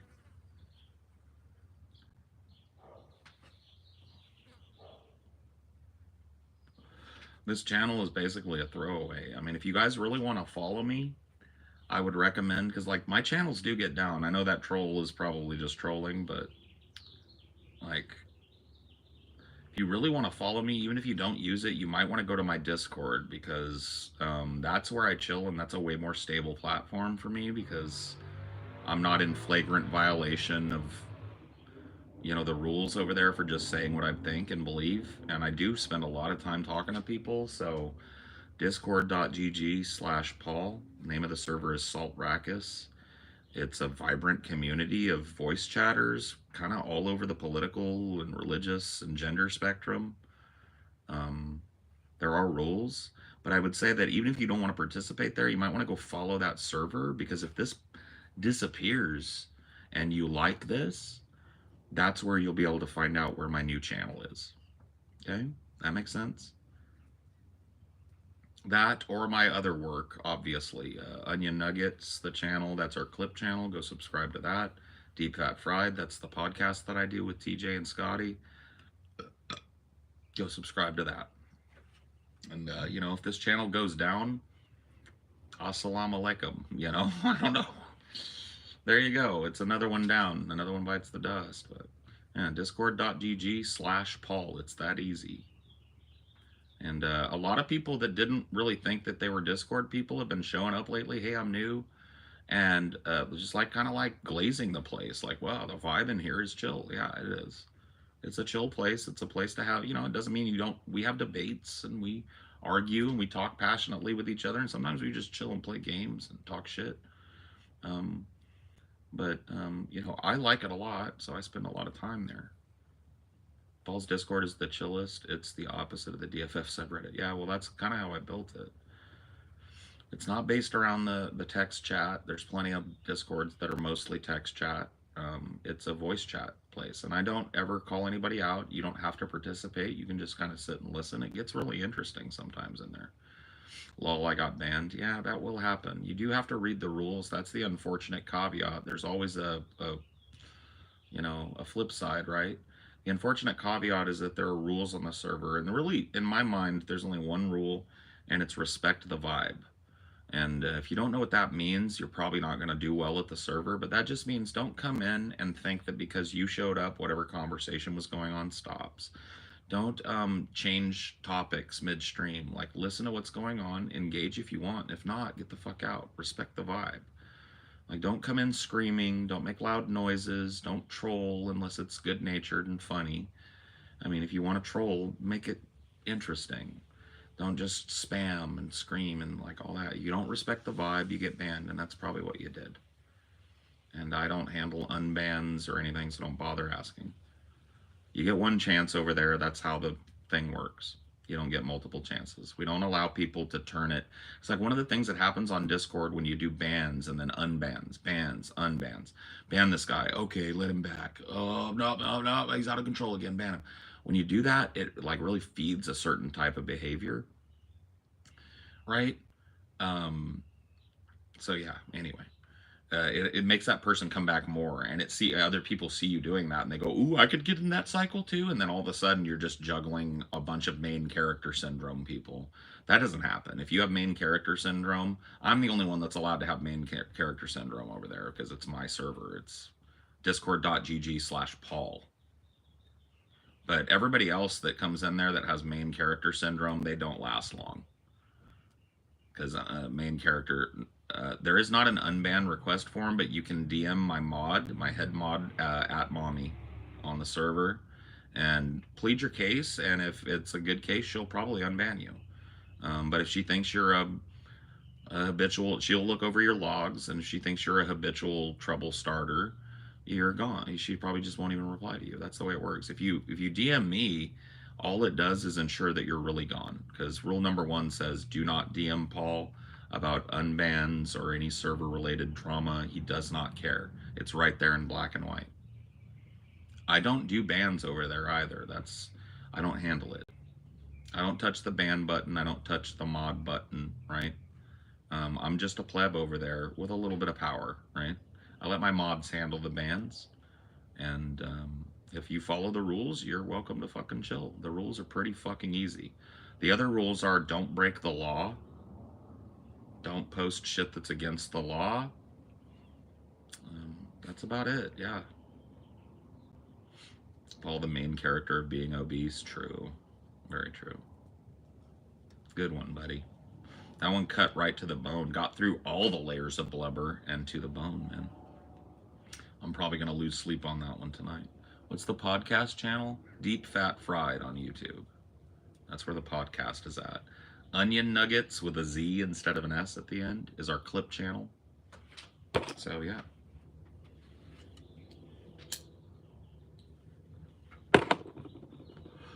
You might want to check that one out. You look like you need a right shave. You look like you need a right shave, mister. What you need's a good shave and a box around the ears, matey.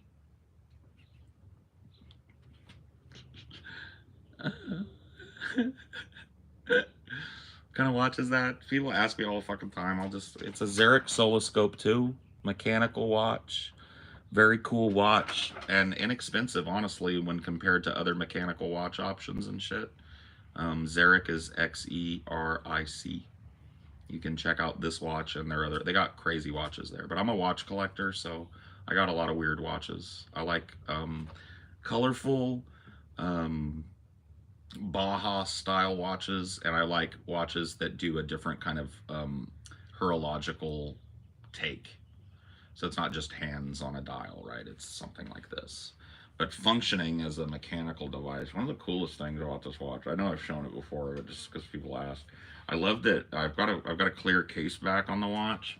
I don't know how much this will show, but you can see the mechanism of the watch through the back. And that thing that spins when I move it is the automatic winder.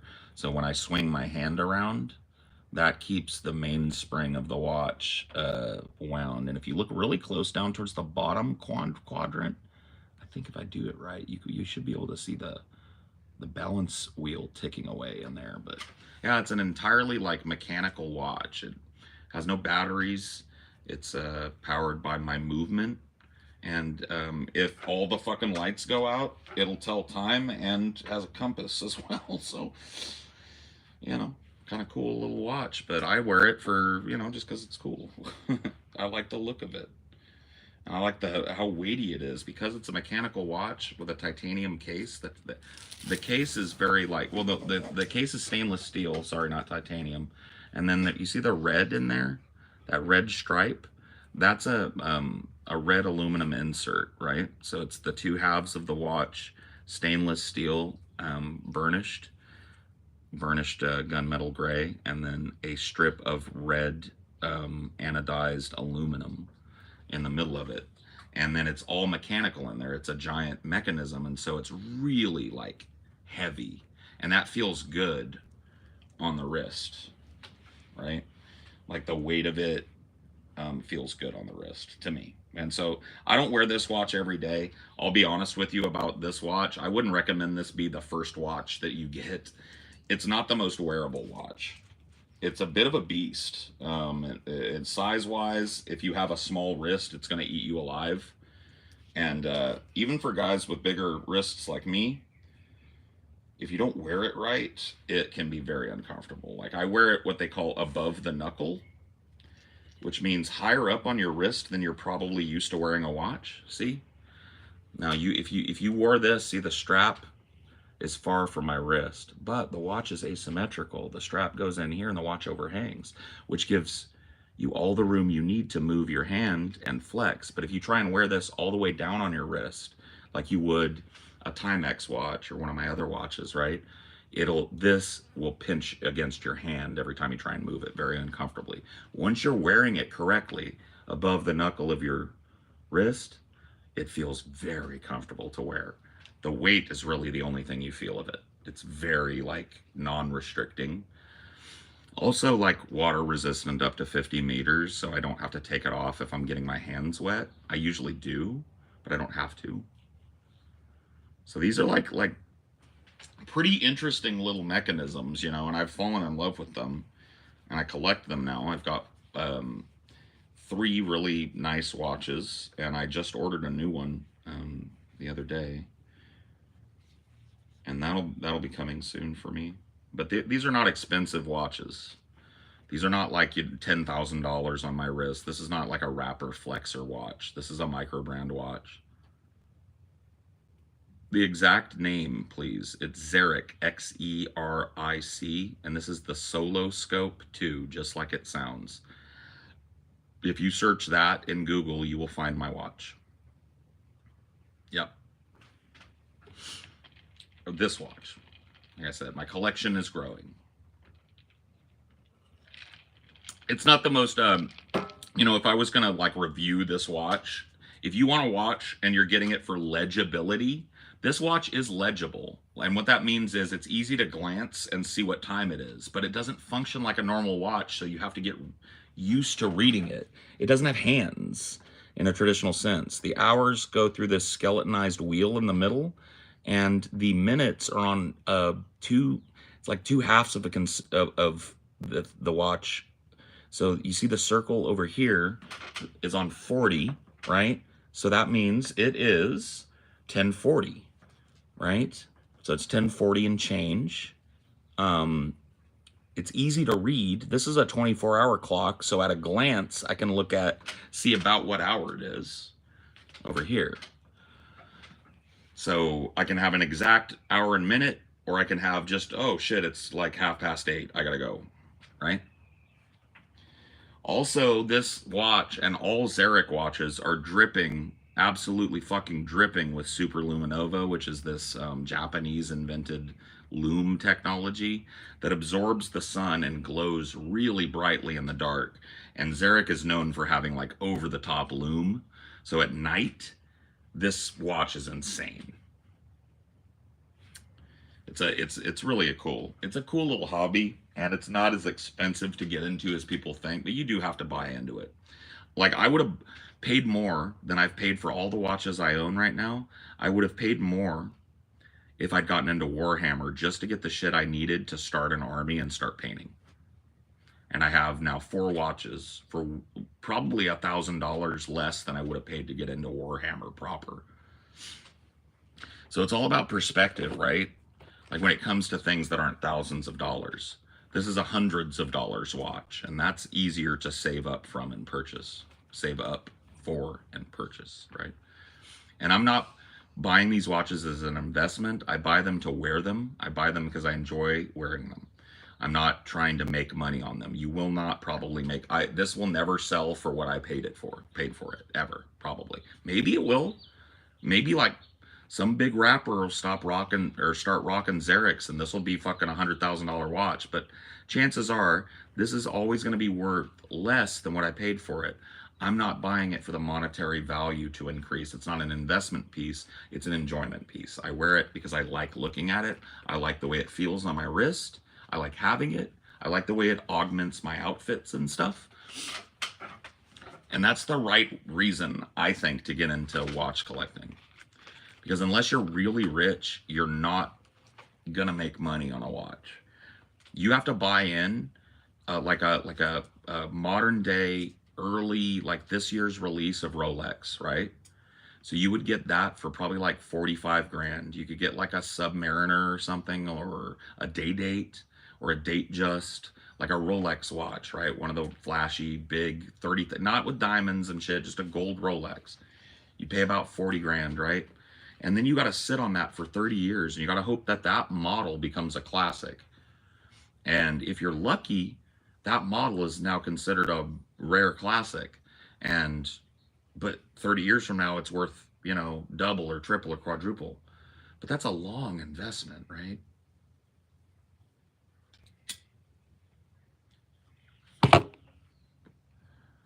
That's a long investment, and most people don't want to do that. 40, I would never.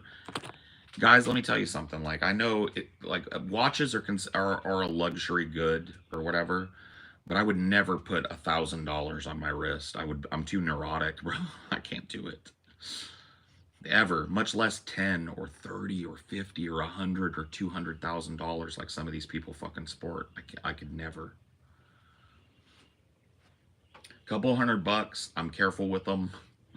You know, they look cool. I collect them. When I put them all next to each other, it's so cool. Like, my taste is starting to show and develop. Like, what I'm into becomes crystallized when I look at all my watches together. And I'm starting to get enough pieces to where you see, you know, a pattern in between what you pick. So, yeah, pretty cool, huh?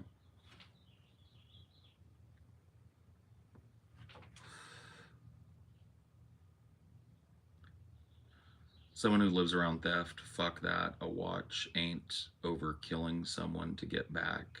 Oh, hell no. No. Somebody fucking robbed this watch. I'd strip butt naked and give them everything if they told me they'd go away. You know, I don't have anything on me that's worth so much that I wouldn't give it away. I just couldn't do that. You know, and I would never wear it out of the house or even around the house if I felt it was like a fucking liability. But what I like about micro brand watches versus kind of the mainstreams is if you look up the mainstream watches, right, the big flexor watches, there's only one brand that stands out amongst them, and that's Richard Mille. And Richard Milles are obscenely expensive and, in my opinion, ugly as fuck. I would never buy one of those watches in a million years. That's just my opinion. Not my style. And those are the most expensive watches on the planet right now, is a Richard Mille. Go look them up. They're fucking horrible. But if you look at the other big three, as they call them, Vacheron Constantin, Rolex, and Patek Philippe, maybe with Audemars Piguet thrown in there, so maybe a big four or a big five, right? If you look at those watches, they all kind of look the same, yo. They're clean. They're beautiful. I'm not downplaying them. But they all have the same design language. Nobody's taking any real risks with their brand, right? They're making what people love about the brand, which is these same watches. I can't believe some of the prices. Oh, I know. So anyway, hello, Uzbekistan. Cool. Hello, California. Welcome.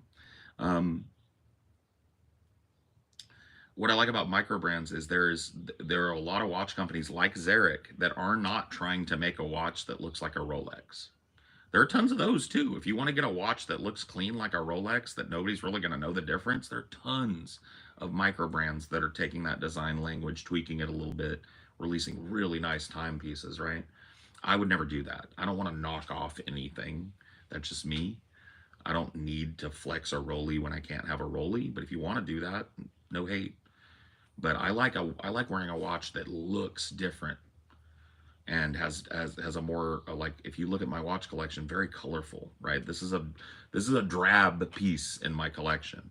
My favorite watch is a Sternglass Hamburg Argo, which is like, the face is beautiful. It's blue, red, yellow, concentric circles. Just has a lot of color and a lot of pop to it. Do you like Omegas? Yeah, I do. They're very expensive though. They're very expensive. Cheers from Poland. Hello, Poland. Cheers from California. Right back at you. Hey, Poland. Do they let you guys smoke weed over there? There's two of you. Hey, Uzbek. Do you have some marijuana? Tingo marijuana? For my foreign homies, in case you can't. But if you can, please blaze with me. Poland, Austria. Let's do that. Roll call. Roll call in the chat right now. Shout out where you're from. Give me a state. If you're out of the States, say what country. Let's do it. Roll call right now. I want to see them. I want to see them. I want to see them. Liverpool. Cool. Cool, me love. Statesboro, Georgia. Come on, hit it. Texas. Cool. South Carolina. Kansas. El Salvador. England. Look at this. We're global. Texas, Michigan, Bulgaria, Ohio, Alaska. I can't keep up. Nebraska, look at you. We're all over the states. We're all over the fucking world.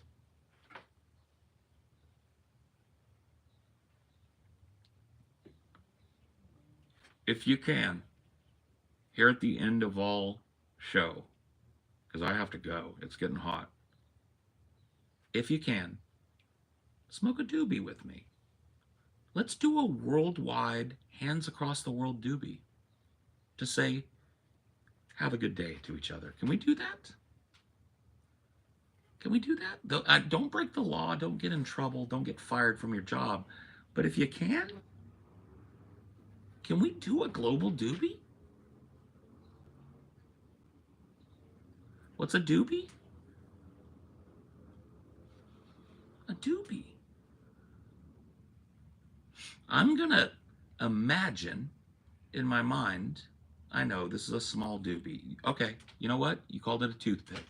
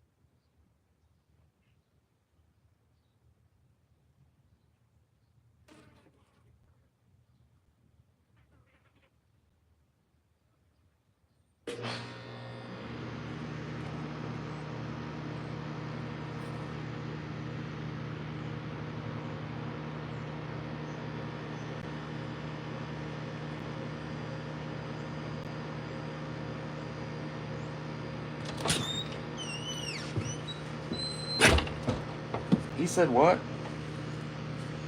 I can't even remember, man. I fucking had a brain fart in there. He said what? He said what? What did he say? He said what?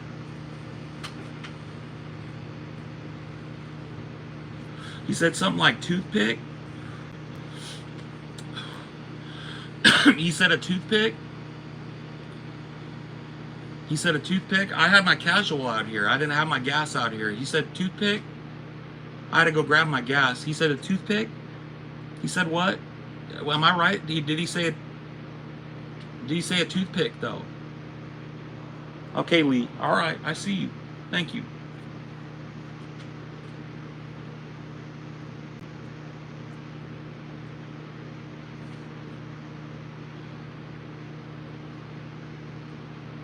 This is the doink heard around the world. All over this planet right now, if they can. People are enjoying a big fucking doink together. And you know what? I like that.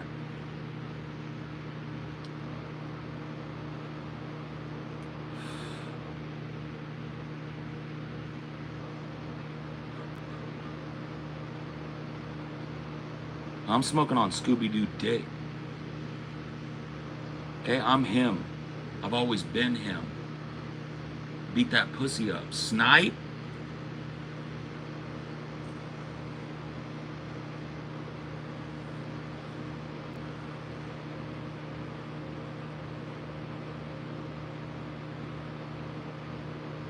Okay?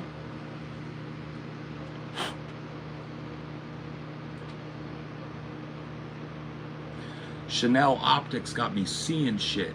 I'm talking to aliens. I'm sending messages across the cosmos. I'm smoking on that dirty 70s porn bush, Whoopi Goldberg, West African voodoo kush. I'm him. I've been him. I will be him. I always was him.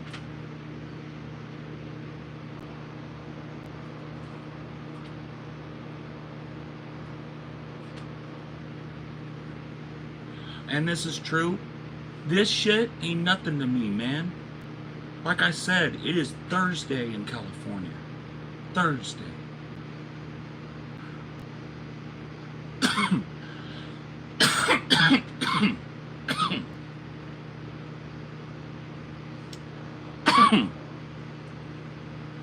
Yes. Smoking on that Whoopi Goldberg bush. Okay? We don't fuck around. We're not smoking shake. We don't smoke shake. We're smoking on Whoopi Goldberg pubes. Alright? Straight gas. California fire. I'm him. I will be him tomorrow, and I was him yesterday. And when I wake up next week, I'm still gonna be him.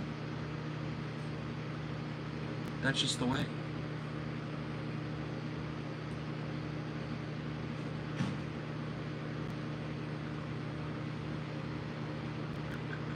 I'm just playing with you guys.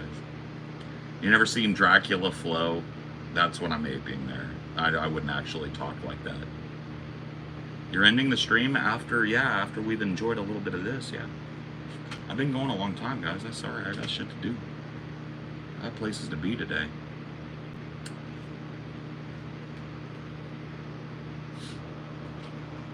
I'm biting the fart bubbles in the bath.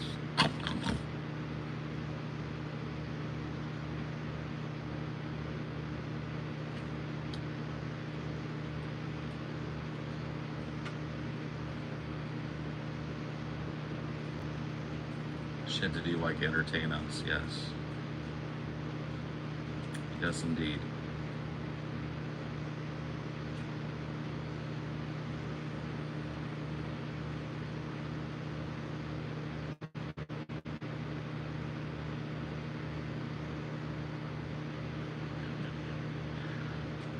Pussy got me crying, pissing, shitting, shooting ropes.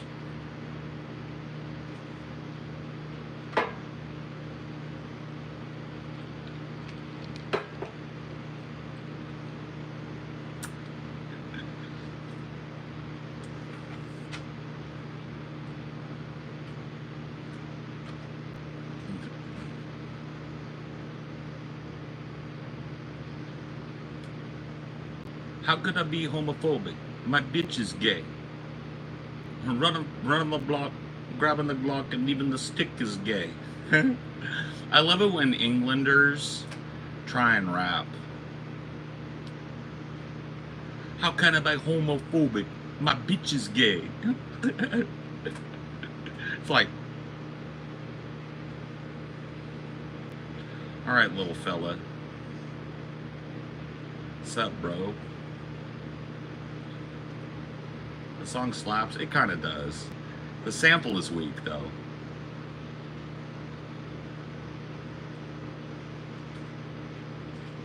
Sample has been overused in the hip hop game.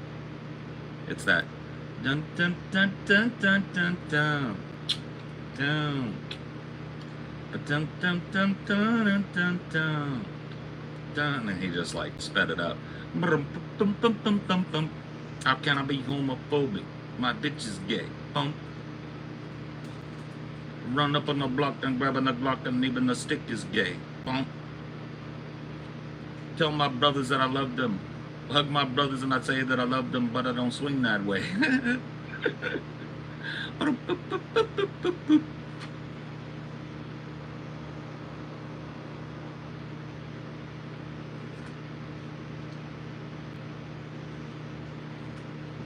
No, I like UK drill. I'm not gonna hate. I was gonna hate a little bit, but I actually do like some UK drill. So props to UK for sounding kind of hard these days.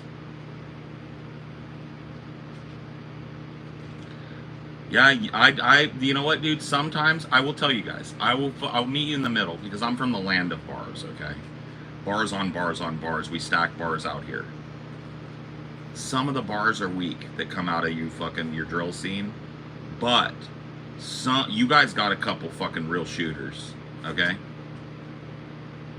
I'm not even gonna front. You guys got a couple, 2, 3 fucking real big shooters coming out over there, and that's usually not the case. UK rap has kind of been sad for a while. I haven't learned all their names yet, but I'm just starting to kind of like open my mind a little bit to UK drill. And lyrical hitters is what you guys have. You guys got a couple.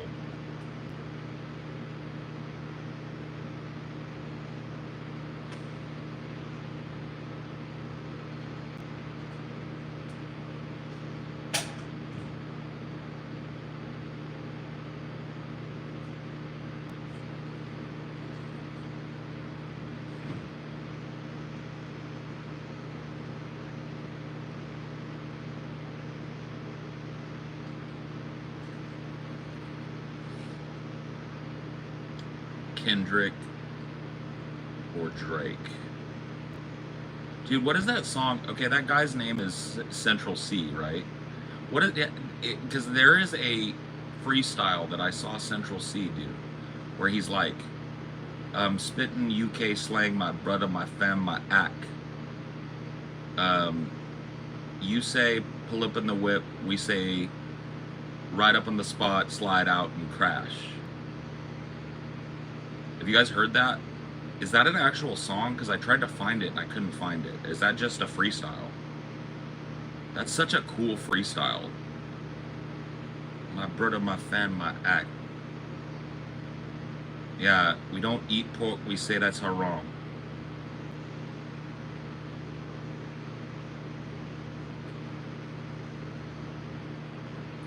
Yeah.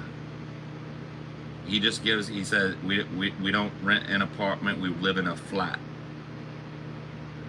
Like shit like that. Like just like showing the different slang. It's kind of was nice to hear it because some of the stuff I wasn't catching from the drill I was listening to.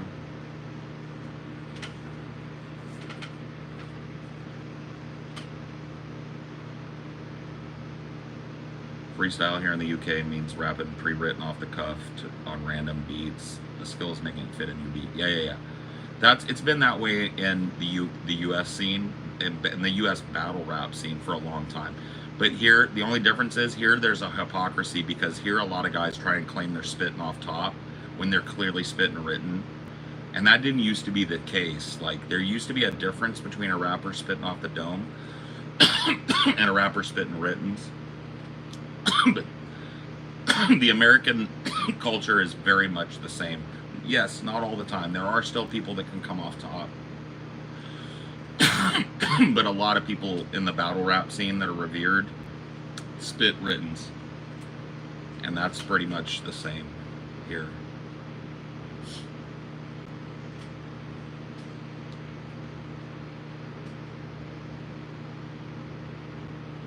Do you have any cool lighters? No, I just flick a bic. Fuck around. I'll just lose shit if it's not attached to me in some way, so I don't really buy cool, like, little gadgets. I'll just leave them somewhere and forget about it. You ever heard Daylight Freestyle? Yeah. I used to follow the Smack guys way back in the early 2000s, and then that kind of became a couple of different rap leagues. And so I follow those guys like Hollow the Dawn. He's kind of my favorite. I think he's pretty fucking smooth. And I think he comes off top more than other rappers do, although I know he spits written as well. But yeah, those types of guys. There's Sirius Jones. There's just a bunch of those dudes. I used to be more into it. I haven't listened. I haven't watched it in a while. But yeah, I used to be more into it back in the day. Yeah, Daylight was part of that kind of like era. Pat Stay, yeah, Pat Stay was really good. Spit writtens, but could improvise. Dude had great tone and timbre and delivery, and died kind of tragically. So yeah, I did like Blind Fury, but not the Running Hatchet Man. No, I mean Blind Fury is cool. Yeah, no, he's like coming off the top a lot of times, but I think he spits a lot of written too. Paul Tego, haven't seen you since 2014 on DP when it was good. Cool. Yeah, sorry. Had to go. I do a new show now though, Deep Fat Fried, or search Onion Nuggets on YouTube. Either one of those. Our Onion Nuggets is our Clips channel, Deep Fat Fried is our show, and you can just subscribe here. I do personal stream here. But yeah, nice to see you. I'm still thriving. How are you?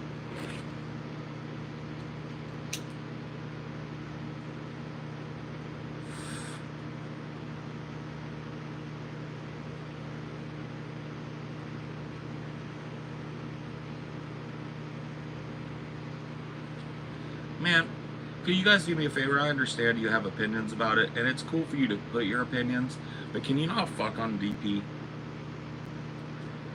And I'm not even asking for the guys that still do it, although I have nothing against them or their show. Could you not fuck on DP because it makes me sad? I was talking about this the other day. I fucking loved that show. I would have fucking I would have took a bullet for that show. And I was not the decision maker on breaking that show up, and I had no real control over it. And if I had it my way, that show would have stayed together, because I really did love that show. So it hurts my feelings when people come in here to talk shit about DP, because there's really no animosity. I wish those guys nothing but success. I really love Billy the Fridge, and you know what? I'll be fucking straight real with you. Ben and I did not get along as friends, but that doesn't mean I wish anything but success on the guy. He gave me my chance in the business that I work in, and if he hadn't put his hand out and invited me onto his show, because a lot of people think it was TJ, it was Ben. And despite us kind of like not mixing on a personal level, I got no animosity for the guy. And so if you guys would not use this as a venue to shit talk them, I would really appreciate it. And I'm not trying to be mean about it. I'm just saying, because it hurts my feelings. That guy, Ben, who runs that show over there now, as far as I know still, he's the reason I'm sitting here, okay? In terms of having a position on YouTube. And this is how, and I want you to take note of how I'm handling this, because if you want to be, a lot of people want to do vlogging and stuff, this is how you handle disagreement. Our personal disagreements had nothing with our business, had nothing to do with our business. He and I, you know what, yeah, it spilled over onto the show, but in a really entertaining way sometimes.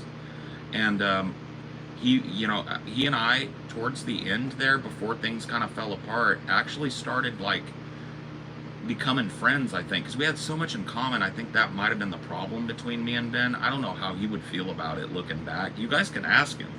You know, I got no animosity about you know, you could ask him in good faith to listen to this part, clip this part, and send it to him. Because, like, I always felt like Ben and I, towards the end there, when shit fucking fell apart, I feel like Ben and I were maybe starting to mend fences a little bit. Shit was still not great between us. I'm not gonna lie and say we were buddy-buddy, but, you know, Ben and I went to a show together, and I had a fucking blast with him that night, man. We went out, he took me out to a really nice dinner, and then we went and saw P-Lander Z together, and it just was a fucking great show. And I had a great time with Ben. We didn't argue, we didn't fuss at each other, you know, and I really thought that maybe we could have built on that. But the shit that happened on the show was kind of out of my fucking hands, and I had to make a choice. And there was shit going on at that time that I wasn't happy with on the show. And so I made the choice I made, you know, but it didn't have anything, it wasn't personal. Or, that's not true, it was personal. It was personal between Ben and I. I'm not gonna fucking lie about that or misrepresent it. It was personal. But it's also been fucking like years. And when I look back over that time in my life, I do nothing but fucking smile and laugh. I do nothing but remember the good laugh times and the fucking great moments and how that show could have been so much bigger. I mean, I felt like we really could have broke. But there was some stuff that happened that I didn't agree with, you know, in terms of like decision making, how we dealt with our audience, kayfabe stuff. But all of that stuff was by the wayside. I was not a fucking owner of that show. I had no right to influence it creatively other than with my input, right? They invited me into certain creative meetings and stuff, and I said what I thought, and we did some of that. But, you know, all of that is like fucking sour. If there were sour grapes at all, it's from fucking like 10 years ago now, right? And so just to be real with you guys, please don't hate on Ben. Don't do anything to hurt that show, because when you hurt that show, you hurt me. I'm glad I don't watch the show because it's kind of sad to me to think about being on that show and how nice, how cool that was. And it has nothing to do with them. I don't even know what they cover. I don't watch it, but I like knowing it's there and still going, and that Ben's still all right and that Billy's still all right. Okay, so if you guys could like respect that or whatever, I'd really appreciate it. I know some of you don't give a fuck, but it would make me feel better to not have to field those ugly kind of questions and see it in my chat, see people hating. That's not the energy that I radiate out towards those guys. I radiate nothing but best wishes to those dudes. Those guys were both really fun to work with. DP was a hard show to show new people because of the inside jokes. Well, yeah, I mean, that was one of the things that made it so strong, though. It was like the Howard Stern show almost happened again, you know? That show is just riddled with inside jokes. Sounds like a bunch of gibberish until you understand, you know, what's being said. And DP was building that type of audience. Very insular, but growing.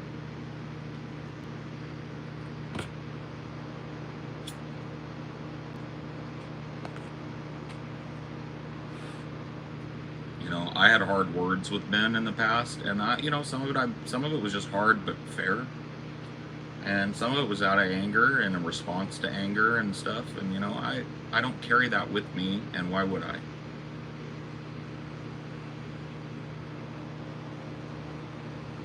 All right. If there are any mods hanging around still, can we pull the trigger on some of the just straight out spam shit that's happening? If not, I'll take care of it, I guess. I'll sweep the rug, or maybe I'll give Blaze a fucking... You know what? I am gonna wrench Blaze because he disagrees with me sometimes, but you're gonna be a standard moderator. There you go, Blaze. Welcome to the team. You don't have to do anything. It's not a job, but just to have another like known, trusted quantity around. Yeah, because sometimes we just need to like sweep up some of the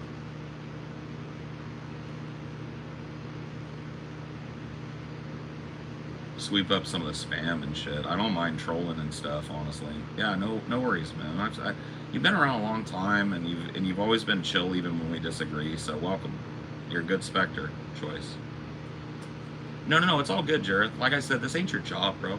I appreciate you guys being here and serving the community and stuff with really nothing but the good of the show in mind. You guys are dope. Like, hey, in the chat, can we glaze the mods real quick? Because they really do clean it up for you guys. There are people that want to, like, say stupid shit, spam it up, and they make it readable for me, which makes the show good.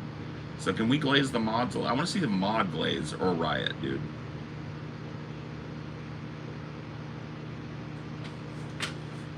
Glaze it up. Glaze them.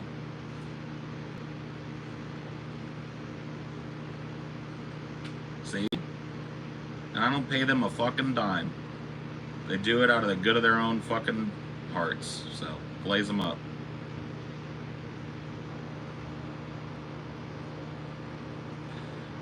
Alright. That being said, it's getting hot out here. The sun is really baking down and the umbrella's only blocking so much. It's starting to get hot. I heard my AC kick on and I was like, uh-oh. And I don't have much phone juice left anyway, so I'm gonna go ahead and end this. It's nice to hang out with you guys. I will see you next time. Bye.